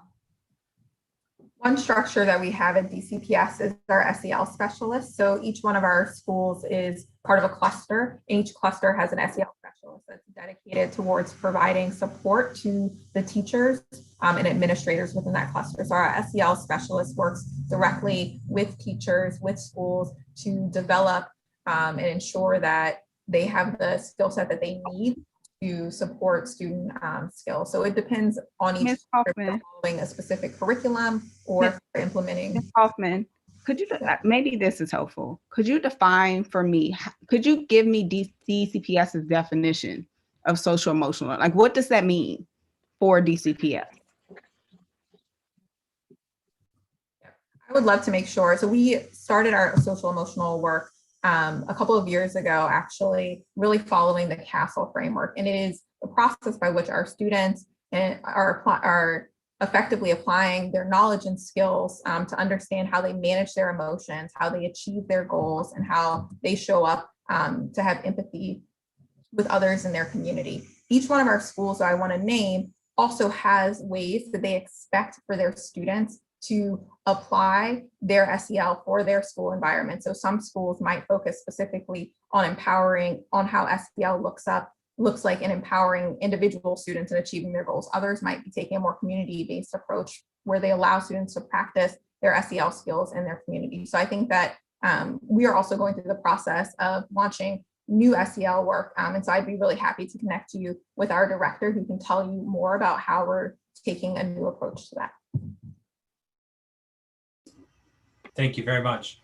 Dr. Gasoi. Thank you. First, I just want to thank all of you for this really important work you do now more than ever. I know it's really important always, but I know now it's essential. I also want to thank you for being here so late and giving such inspiring testimony. So thank you. Hi, Karen. It's really great to see you. It's been a while. And I really want to hear at some point what EL looks like online, but I actually have a question for all of you, which is looking towards the summer and the next school year. And based on your insights on, what you are hearing and seeing in terms of what students and families need now, or what they're bringing to you now, what should we be focusing on? And it could be things that you are already doing that you think we should build on or continue doing in the summer and going into the next school year, or are there things that we should be doing differently, we should be creating? So just interested in your insights on how we should be planning and prioritizing. And anyone can jump in.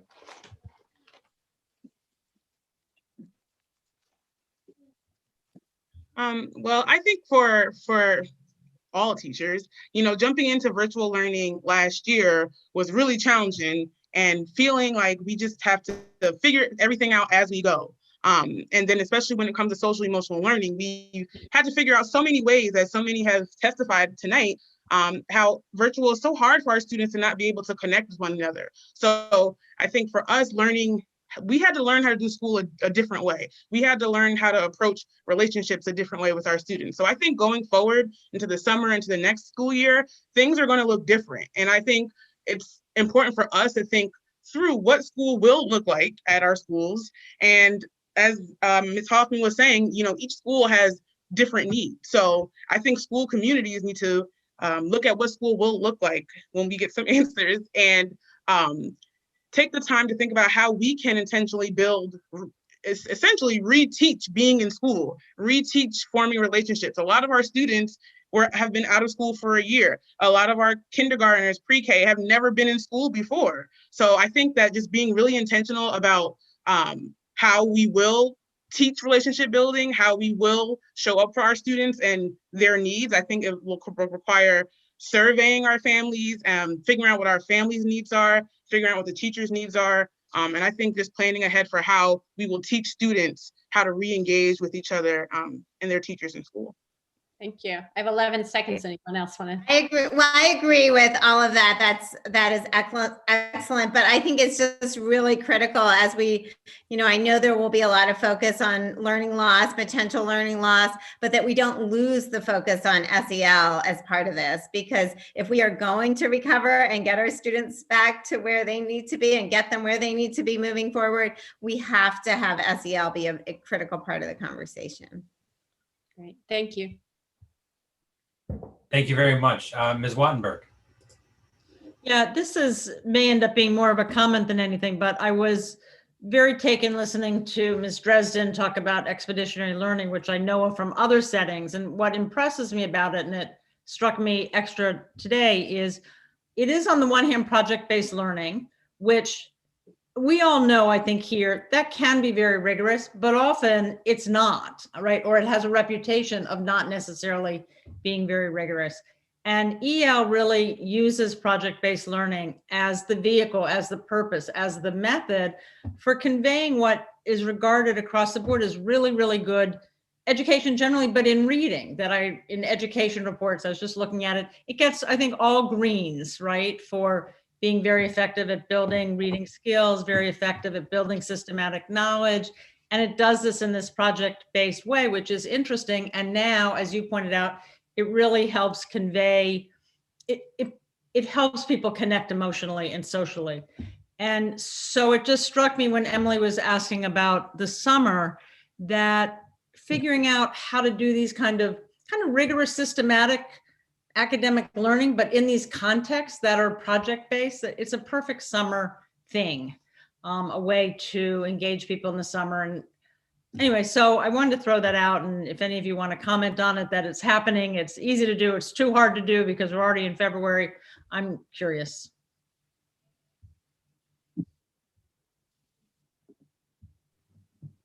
I won't speak to the summer, but I will speak to the work that Anacostia has been doing as part of their design work. They've adopted a project-based learning curriculum and have been really grateful for the partnerships we've also had with the Department of Energy and the Environment and UDC to think about how we can incorporate the environment, specifically the area directly around Anacostia and the river, into projects. And so students have had the opportunity last school year when we were virtual, for instance, to grow mussels, and we are continuing to think about now, how do we bring in folks who have external expertise in some of these areas into the school, because I think that we see students learn differently. We see them more energetic, we see them more involved, we see the skills that they need to develop around self-advocacy really have a chance to thrive. And I think to my earlier point, it's an opportunity for school communities to really focus in on the skills that are most important to their school community, and also to partner with a project that's meaningful for them and that actually is going to make a difference in their community.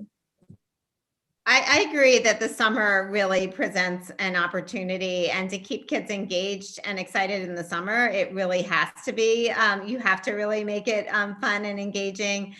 We are continuing, we started a summer STEM initiative for middle school last year that we're going to continue, and that also focuses on our students' needs to really build math and science, but it's going to be, incredibly hands-on. Kids, even last summer virtually, kids had science kits at home and they were building and connecting across disciplines. So that's something we are continuing and trying to build the program for our lower school students as well. And I think with that in mind, we're also making sure we have plenty of time this summer for our teachers to work and plan, with additional stipends, because we know that we have to prepare for the fall as well. Thanks. Thank you very much. President Parker. Thank you all for being here tonight. Ms. Hoffman, I'm going to start with you. You discussed surveys as a way of, I guess, measuring the impact of the work around SEL. Would you say that like, what are some other metrics that might be used to measure the impact around SEL? And then thinking about our report card, what are some metrics that we as a body should be thinking about are represented on the state report card that may inform parents around what offerings the school provides?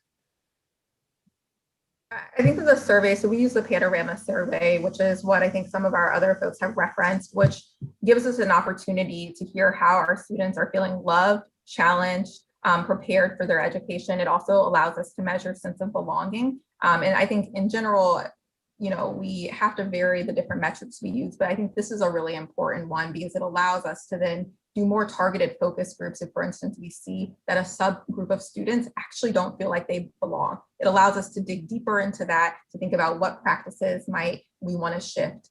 We also look at other metrics like attendance. And if we look at that by our subgroups who might be experiencing, you know, more difficulties than others, it gives us a way to focus our work more strategically. I would also say that we look at the quality of implementation of different SEL programming, such as advisory or second step. And another thing that we measure are family home visits. So really thinking about how those relationship building touch points are happening, and are they happening with our parents who might have traditionally been more disengaged. I think that has definitely been one of the difficult aspects of the pandemic, has been that we haven't been able to do those relationship home visits in person, but we have been able to move them virtual. And so I think that those are a couple of different metrics that we look to right now, and that I would also consider you all considering as you're building out your report card. Thank you. That's really helpful. There's been a emphasis and a push for us to focus on well-rounded education. And so I think it's intriguing to think about how we might use those surveys, or maybe even push for a comprehensive survey to have some of those metrics available to parents on the report card.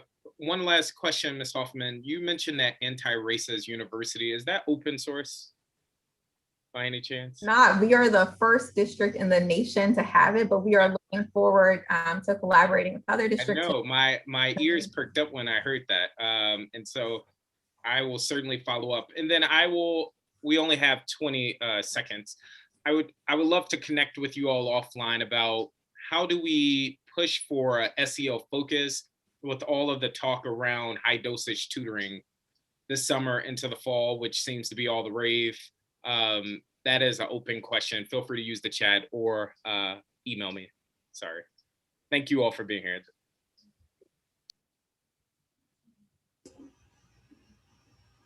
I believe that concludes our panel portion for tonight's meeting. So again, thank you to our guests. We will be sure to follow up with you. Thank you. Thank you. With that, we are going to now move to our administrative items. And I want to acknowledge and thank members for your engagement and patience. We know the meeting is running long tonight. Every 2 years, the state board reviews its bylaws to ensure that the rules that govern our operations are in line with actual practice. So we are making significant changes to our committee structure this evening, or at least voting on a proposal to make significant changes to our committee structure. It is important for us to ensure our bylaws reflect the new this new structure. Approval of the bylaws require a 2/3 majority.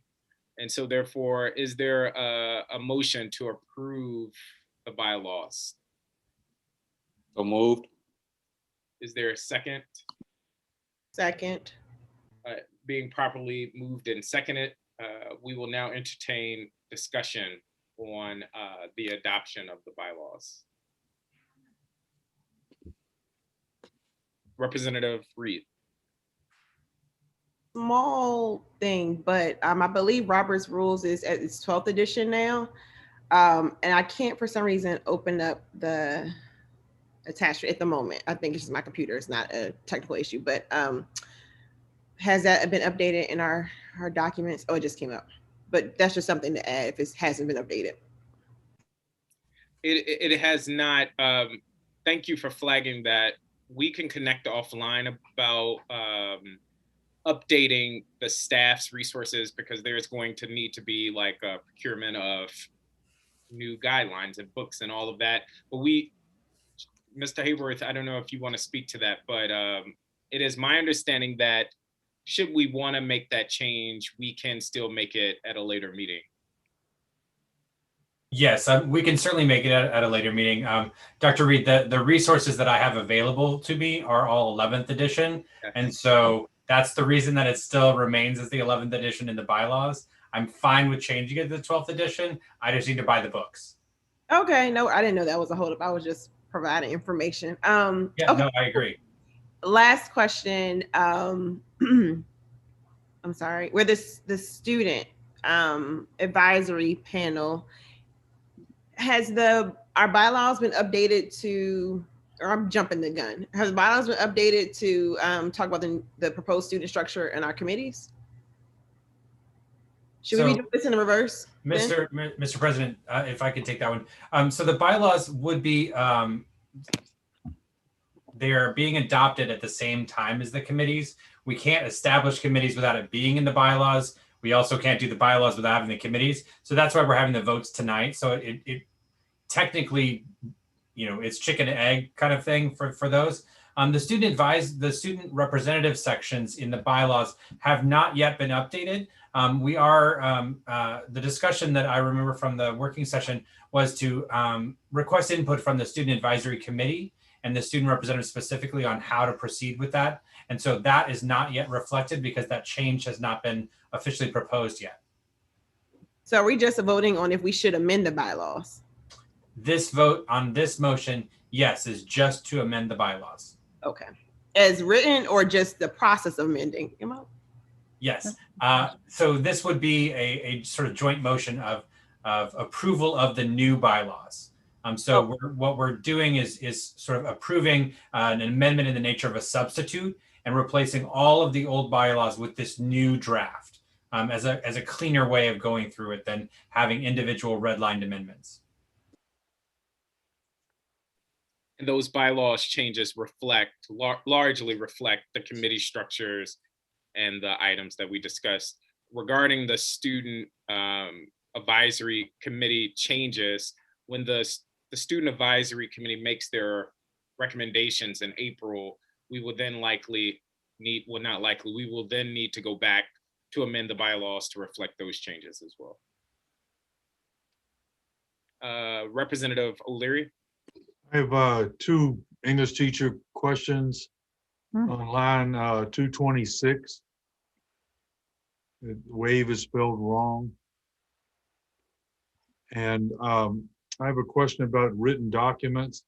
It says written documents presented at a meeting or written documents provided to the state board prior to a meeting may be acted upon and inserted into the record without reading the material.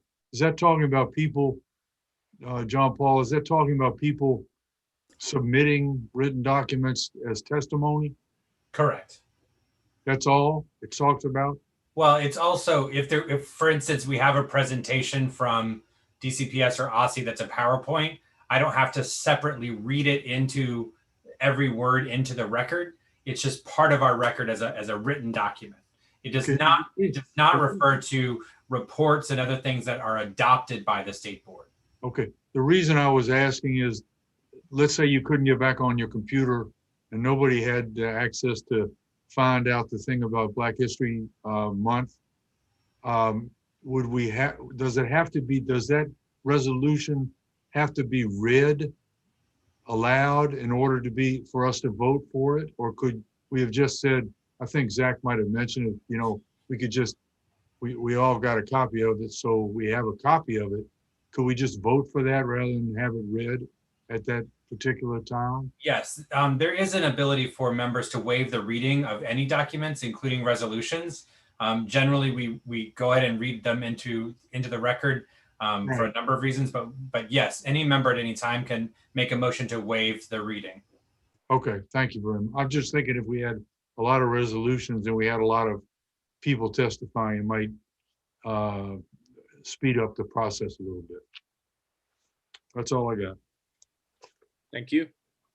Are there other questions about bylaws changes? Representative Wattenberg? Thanks. My question is, so I'm looking at the bylaws, but they're, as I guess John Paul said, they're not redlined.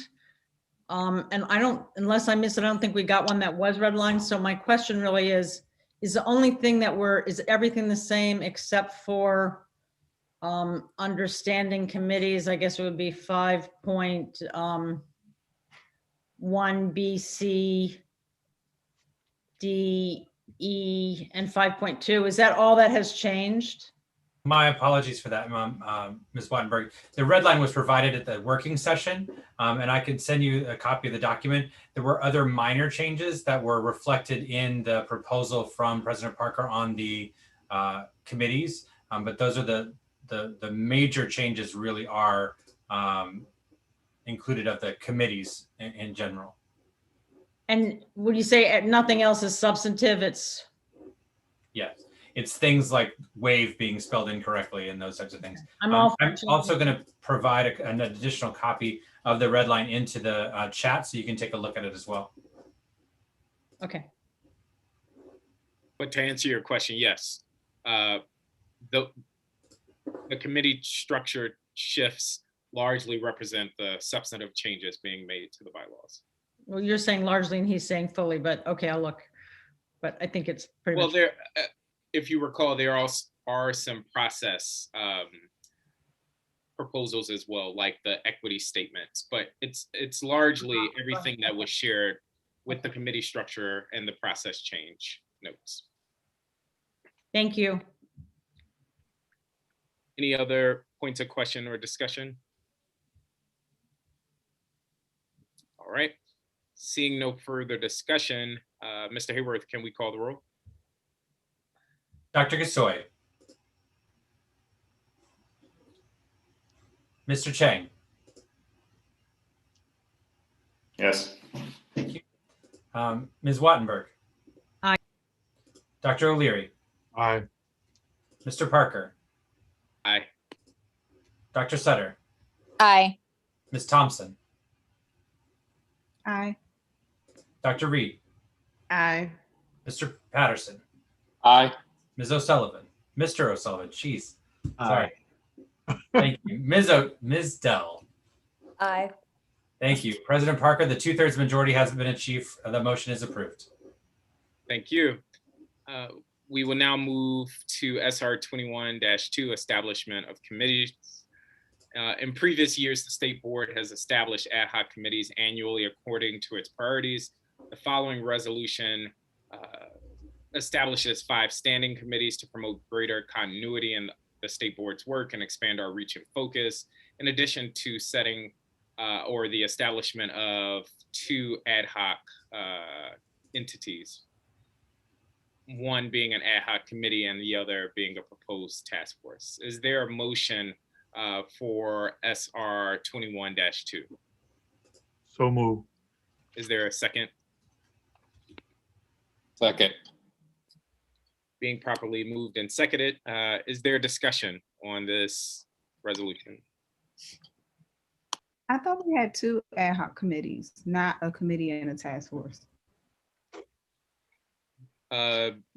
Representative Thompson, the technicality there, and Mr. Hayworth, correct me if I'm wrong, the proposal is for the school reopening COVID focus work to be a task force that would include external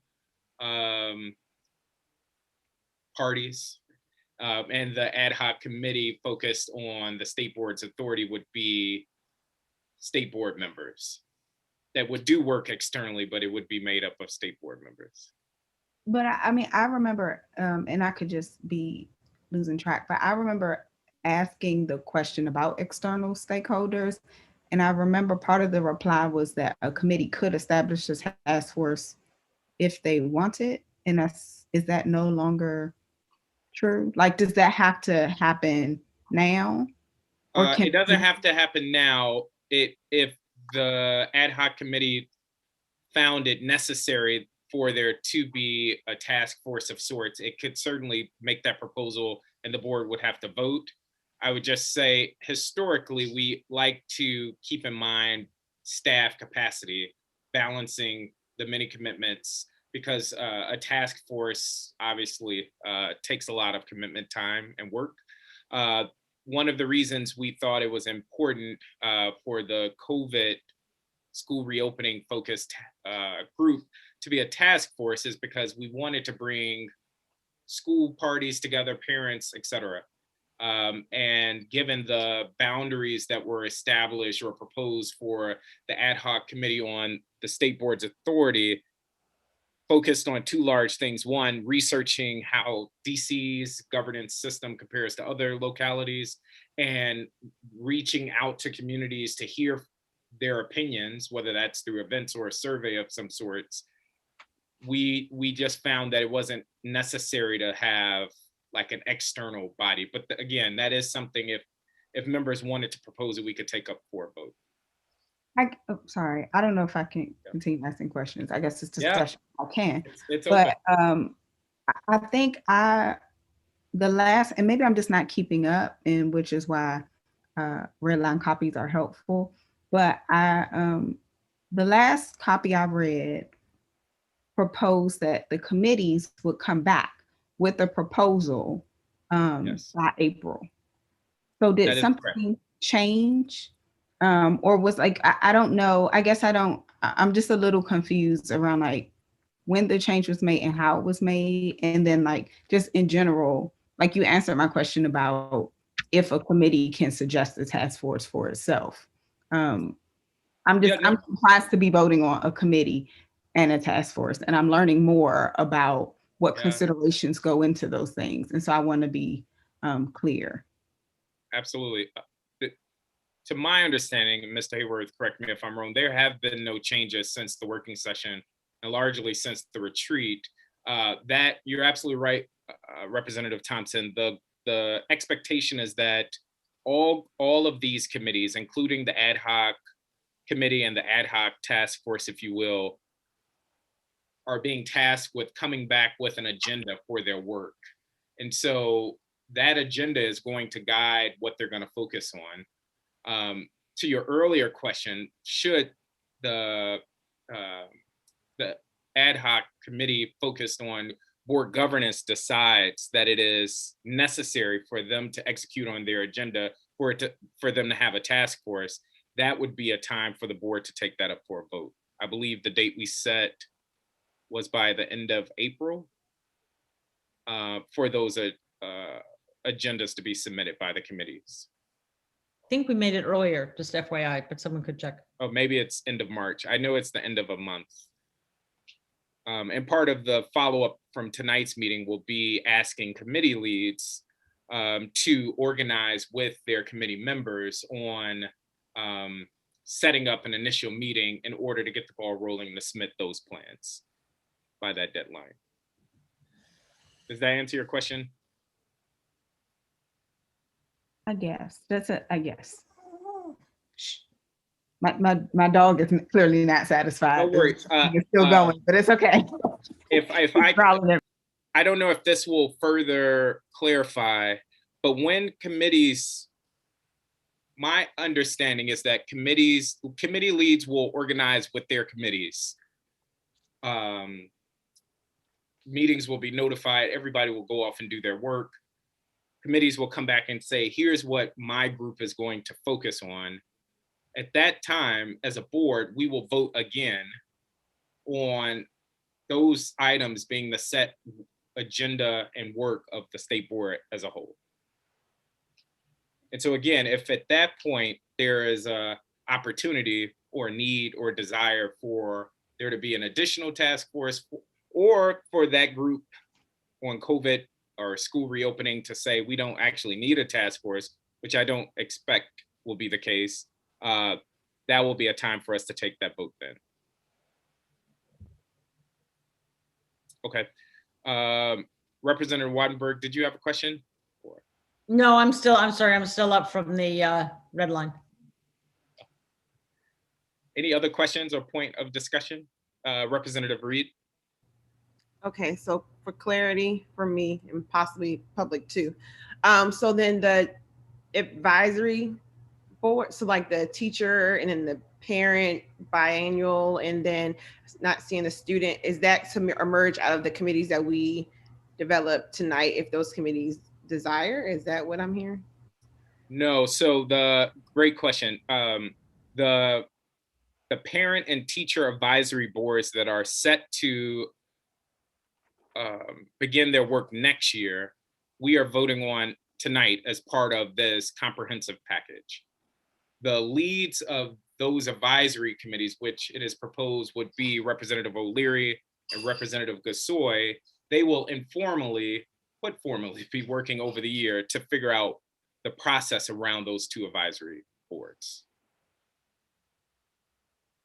When we come back to vote on our agenda, by that point, the Student Advisory Committee may have already made their recommendations to us, and then we'll just vote on everything then, or we may have to piecemeal it. But again, at any point, we can come back and amend the bylaws and take the recommendations of the Student Advisory Committee. So the student advisory is not touched because it's not mentioned in the resolution. So I just wanted to make sure. As of right now, there are no formal changes to the Student Advisory Committee. Okay. We have made recommendations, or we have suggested things we want to make happen, i.e. expand the number of student representatives, i.e.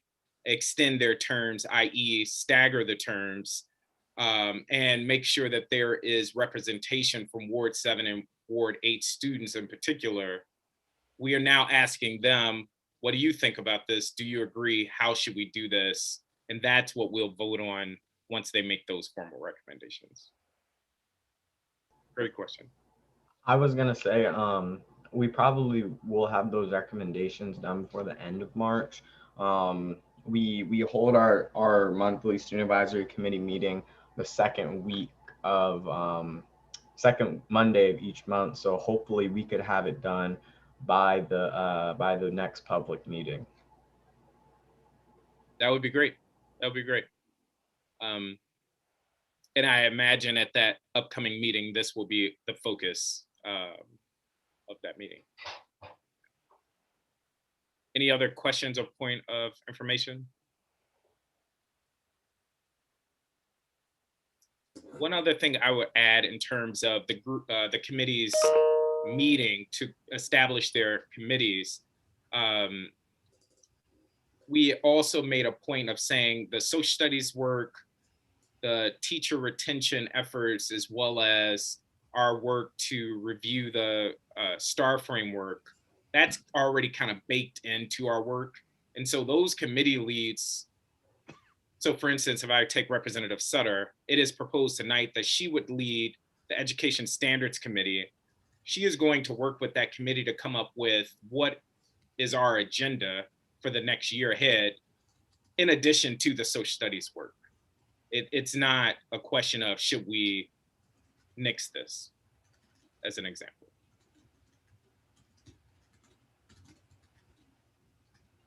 Any other questions or thoughts? As a last thing I would say here as a point of information, and Representative Chang, I know we haven't had an opportunity to connect today, but this just happened today in a meeting where I was meeting or in a conversation with Serena Hayes, our ombudsman, and she's interested in collaborating with the board around that task force work or that work around school reopening. And so part of what I hope we can figure out when that group meets to figure out our path forward is what role can the ombudsman's office play, and or how can she help lead that work. So more to come there, but I did just want to put that on the table because conversations were had earlier today. All right, one more opportunity. Any other questions or discussion? Got it. Oh, last thing I was saying, then we're going to vote. There was also a question, I just want to re-elevate this that I believe Representative Wattenberg raised before of can we come back and change these things? I do want to just make sure everybody's on the same page. It is my understanding, because we're amending the bylaws, in order to make substantive changes, we would need to have a 2/3 vote. So the threshold to make changes to these committees would be a higher threshold. Just putting that out there so everybody's on the same page. That is separate, though, from what we were discussing, Representative Thompson. So that vote is separate than the committee agendas, which would not need to be a bylaws change. That's just the board voting on the committee's work for the year. So just making sure everyone's clear before we vote. With that, Mr. Hayworth, can you call the roll? The motion is on approval of SR 21-2, establishment of committees. Dr. Gasoi. Aye. Dr. Gasoi, aye. Ms. Chang, Mr. Chang. What is it with my Aye. pronouns today? I apologize. Ms. Wattenberg. Aye. Mr. O'Leary. Aye. President Parker. Aye. Dr. Sutter. Aye. Ms. Thompson. Aye. Dr. Reid. Aye. Mr. Patterson. Aye. Mr. O'Sullivan. Aye. Ms. Dell. Aye. Mr. President, the motion is approved unanimously. Thank you. I'm really excited about these changes because I do think for the continuity of our work, it's going to be important that these committees thrive. So thank you all for your feedback here. I know there was a lot of discussion, thought, and effort making sure that this fits our collective vision for the state board's work moving forward. With that, we are now going to move on to a proposed budget priorities letter. The state board drafted a letter to Mayor Bowser expressing support for an increase in funding for a series of education-related policies, including the uniform per student funding formula, social and emotional learning opportunities, safe passage, transformative justice, outdoor education, and more. I would just say that I believe this is another example in the ways in which the state board is leading in the education space, making our voice known, representing the concerns and the feedback from our constituents, and ensuring that our city's budget reflects the needs of our school communities. So with that, is there a motion? I move that we accept the FY22 budget priorities letter. I appreciate the excitement. Is there a second? Enthusiastic. Not to be outdone. Being properly moved and seconded. Is there discussion on the budget letter?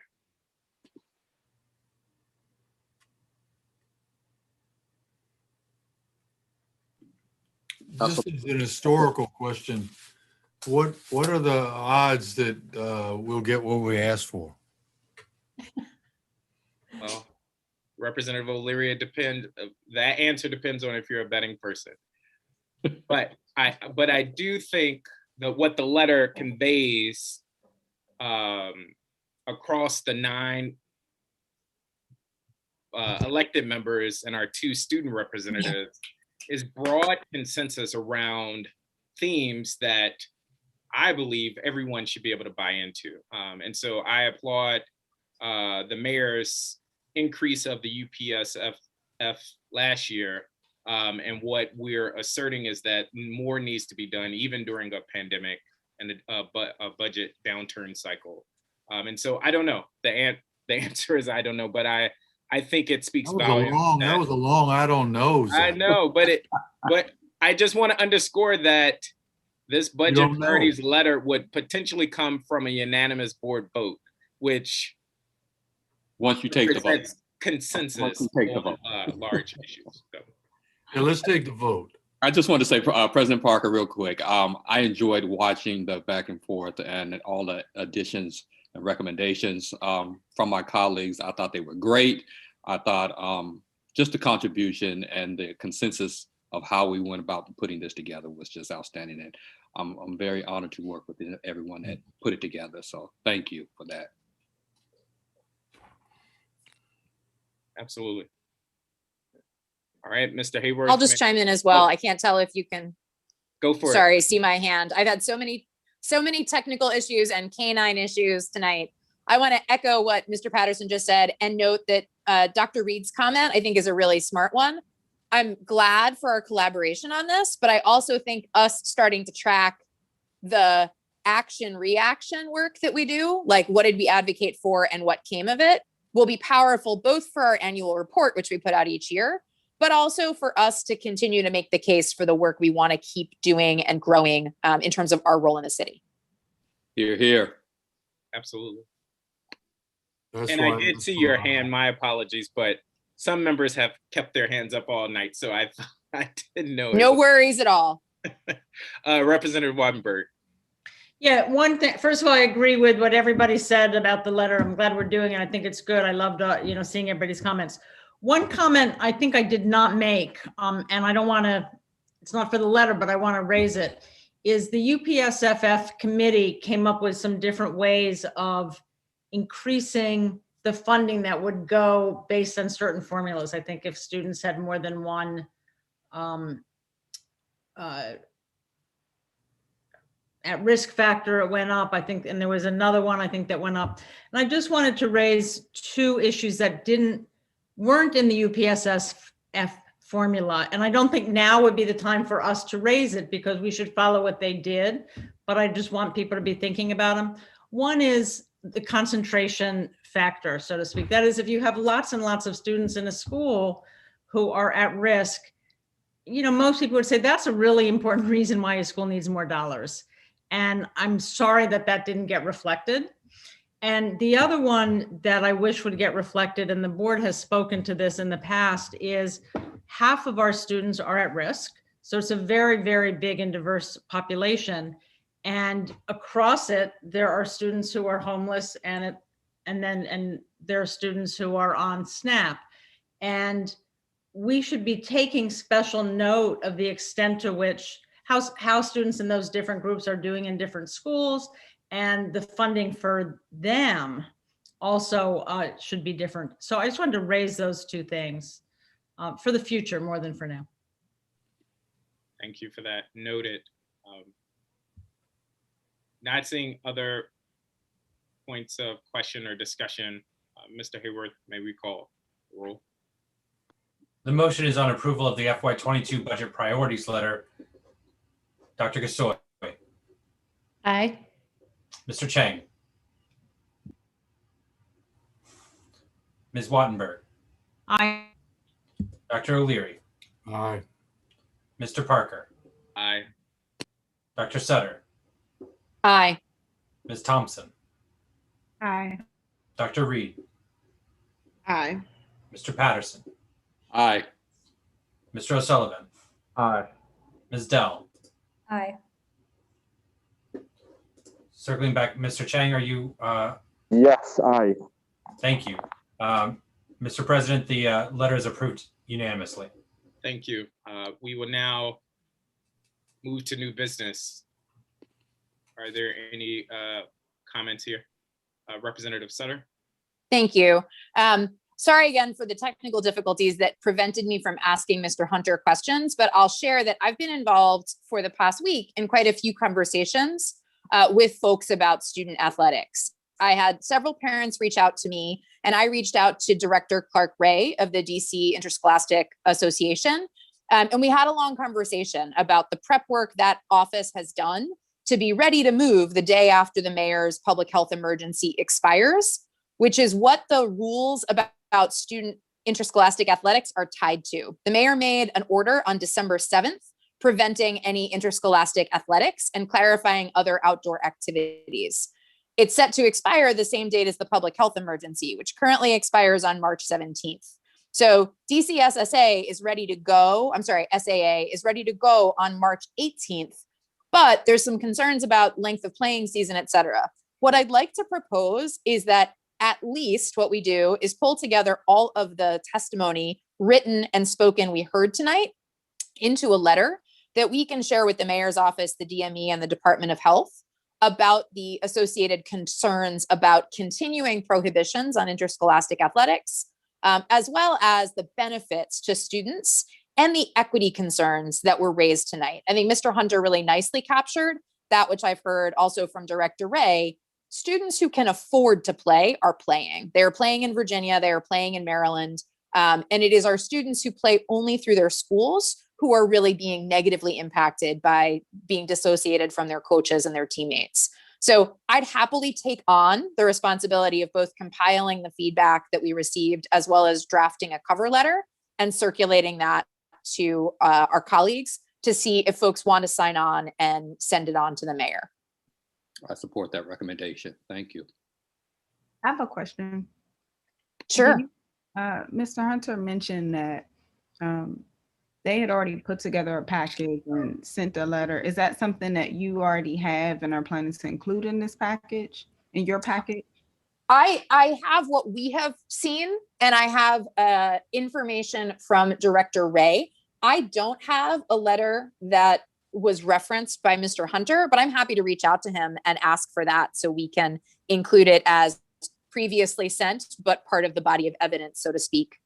Yeah, I mean, I think it's really important both to amplify as many voices as possible. And it sounded like that was a collaborative effort. And I don't take for granted that just because someone works really hard and has the right argument and is doing it for the right reasons, that it is actually considered with the same strength as if someone else sent it, like the messenger matters. And so It sounds like they had done a lot of work to put together a really comprehensive response, or so I will hope that we include that and lift their voices up. And I'm happy to do that. And I agree, Representative Thompson. I think that amplifying that work that was done by the collective from our positions of authority is really important. I agree with both of you. I believe he also mentioned that he had actually had petitions that had been signed by various individuals. And during the course of his statement and tonight, I checked in offline with some individuals, and there's on both sides, both DCPS schools and charter schools, of individuals who support this, and they want to make sure that they sign on and be supportive of this effort as well. Representative Wattenberg, do you have a question? Great. I'm glad there's interest. I will. Yes, I have a question, which is just, and I didn't get a chance to ask him this because there was so much going on, but is anybody opposed to this? I mean, is this just a kind of a procedural thing where this all got caught up in a lot of other process stuff, so everybody's for going forward? Or is there anybody that is concerned about this, that feels like they're going to end up being compelled to be involved and they feel it's unsafe? Is that an issue at all? Well, I will say, Representative O'Leary, that the concern that I heard, because I asked sort of what's the holdup, because I can understand. So I'll say two things. I can understand from a perspective of indoor sports. There was a lot of national attention on sports like wrestling that seemed to contribute to COVID outbreaks at interscholastic athletic competitions. But spring sports are largely outdoor sports, and so that would seem not to be an issue. What was raised back to me was that there was some data that, unlike youth sports, because if you look at the mayor's order, it's really tricky. Youth sports are allowed to practice for skills development. So for instance, at Lincoln Park today, there were lots of very young children playing soccer. That is not prohibited. That is allowable. It's allowable at the Events DC fields at RFK. Skills development practices are allowed for youth sports, but not for high school aged athletes. And the information that was shared with me was, well, the cohorts of students are sort of getting into behaviors that are leading to viral spread outside of practice time. And I asked further questions and didn't get further information, but it's really narrowly focused in on high school aged athletes. So for instance, high school swim teams cannot meet and practice at DPR pools, but I go swimming twice a week at DPR pools. So it's really narrowly focused in on these athletes. And that seems to be the sticking point, is what data suggests the virus is spreading among teenagers, given their behavior outside of practices. Can I just add to what you're saying? Oh, sorry, go ahead. Is that people don't understand athletics, right? They don't have a voice in the mayor's office that understands the importance of, because we didn't even get a chance to talk about, let's say, his football players at Friendship who may not get a scholarship because they haven't been seen.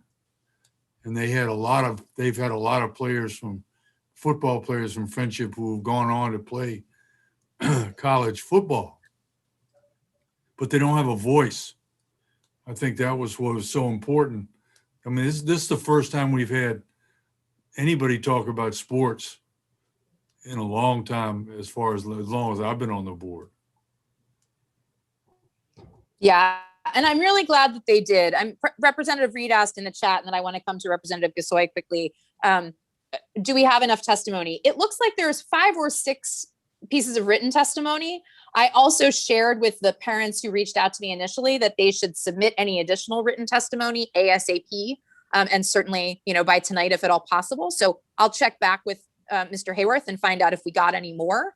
But I do think some of the folks who testified in the written testimony tonight are groups of people. We have one that's got a whole list of signatories, and then one that appears to be from at least a pair or a small group of students.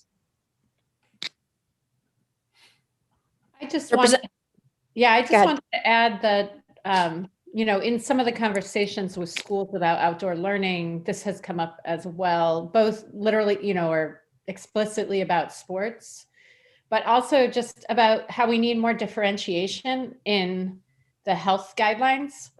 So for instance, the risk is lower being outside, so we should have differentiated guidelines for that. And I think that could be the same for outdoor sports and different kinds of sports. So that might be another just piece of the advocacy puzzle with this, is advocating for differentiated guidelines in general. Great. I'll make an effort to pull together both a letter along with a list of what would go on as attachments. I'll follow up with Mr. Hunter about the petitions as well as the letter he mentioned to make sure we can include that. And I'll do one more circle back to the parents who suggested that they might provide additional written testimony to find out whether that is forthcoming for our record. If anyone has other thoughts, feel free to reach out over email or text. I don't want to belabor or lead us to go longer tonight, but I really appreciate the enthusiasm for this. You all know how important athletics is in my life. So I really wanted to make sure we could help bring voice to this for our student athletes. Thank you. And I'm glad to have your leadership on this. Representative Reid, we'll come to you next. Thank you.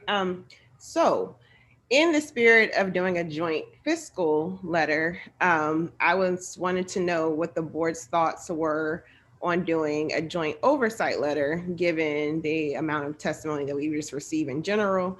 And because budget and oversight kind of go hand in hand, oversight, of course, you all know, being before fiscal season. So I was just wondering does the group have interest in doing a joint letter? We're also not we're not a government witness.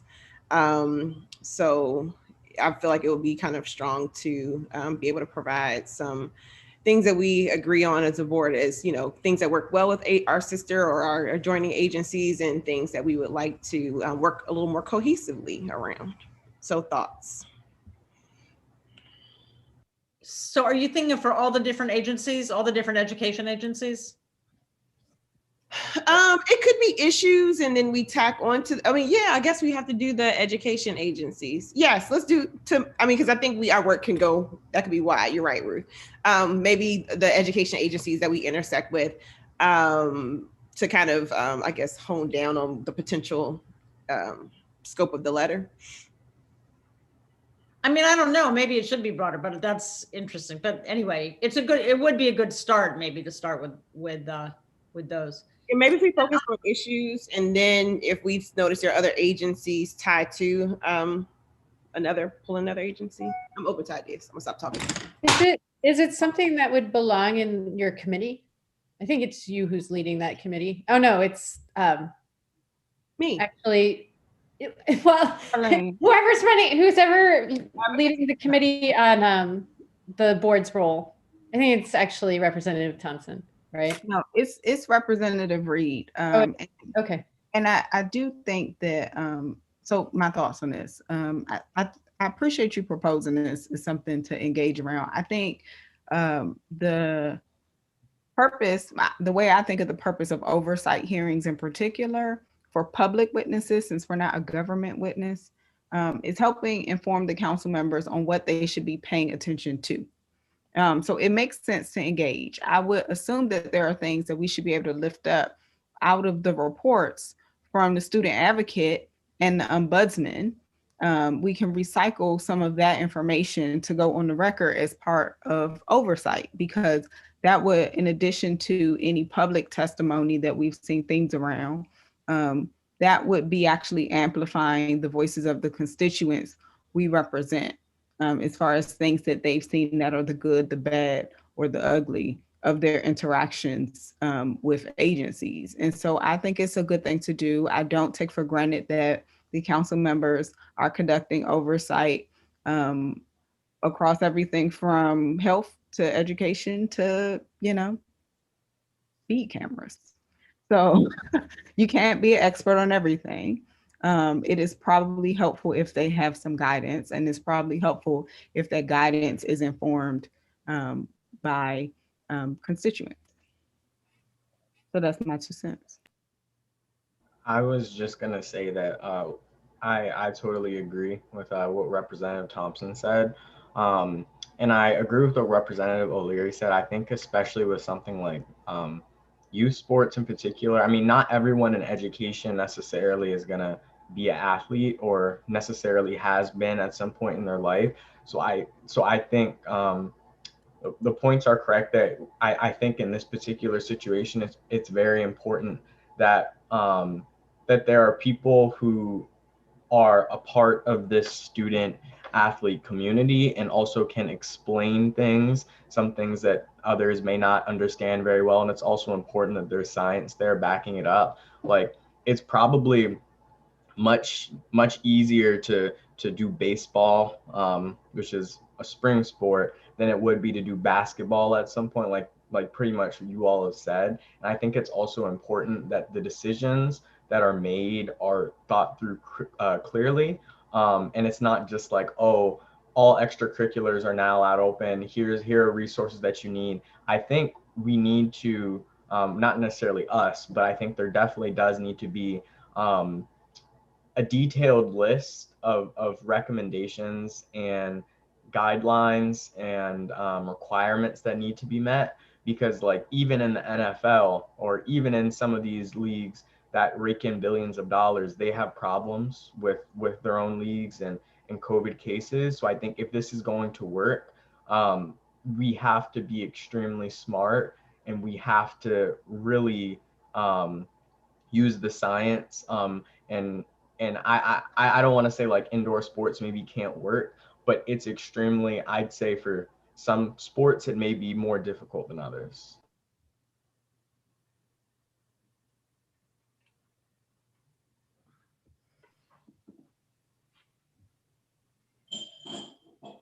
Question, Representative Reid, is this something, going back to Representative Gasoi's question, is this something you're willing, able to take a lead on for the board? Yes, time is of the essence. So I think, yeah. And it may be worth like grouping different board members to take a stab at different letters, and then people just weighing in across them. But I'll email the board members and we'll start from there. Awesome. But I think it's a great idea. Representative Gasoi. Super quick. I am just putting a link in the chat and a reminder that we are inviting you all to put your ideas for our next working meeting or any of our upcoming meetings in this shared document. So it's just something that, you have as a tool. That's it. So maybe open it up now so you have it, and then just reminder to use it. Question, if we misplace it from here or don't take it, where is it? Like, where does it live? So it's late. I'm going to send you an email with graphics and everything. To everybody. Yeah. All right. Thank you. I can barely talk right now, so. Are there other additions for new business? All right. Is there a motion to adjourn? So moved. Second. Awesome. Show of hands. Yes, let's just do by all in favor, say aye. Aye. Aye. Wave goodbye. Bye. Anyone Maybe not. opposed, say nay. Aye. The ayes have it. It is now 9:35 p.m. and we will adjourn this public meeting of the State Board of Education. Thank you. Bye, everybody. Appreciate you. Good evening. Thank you. Here.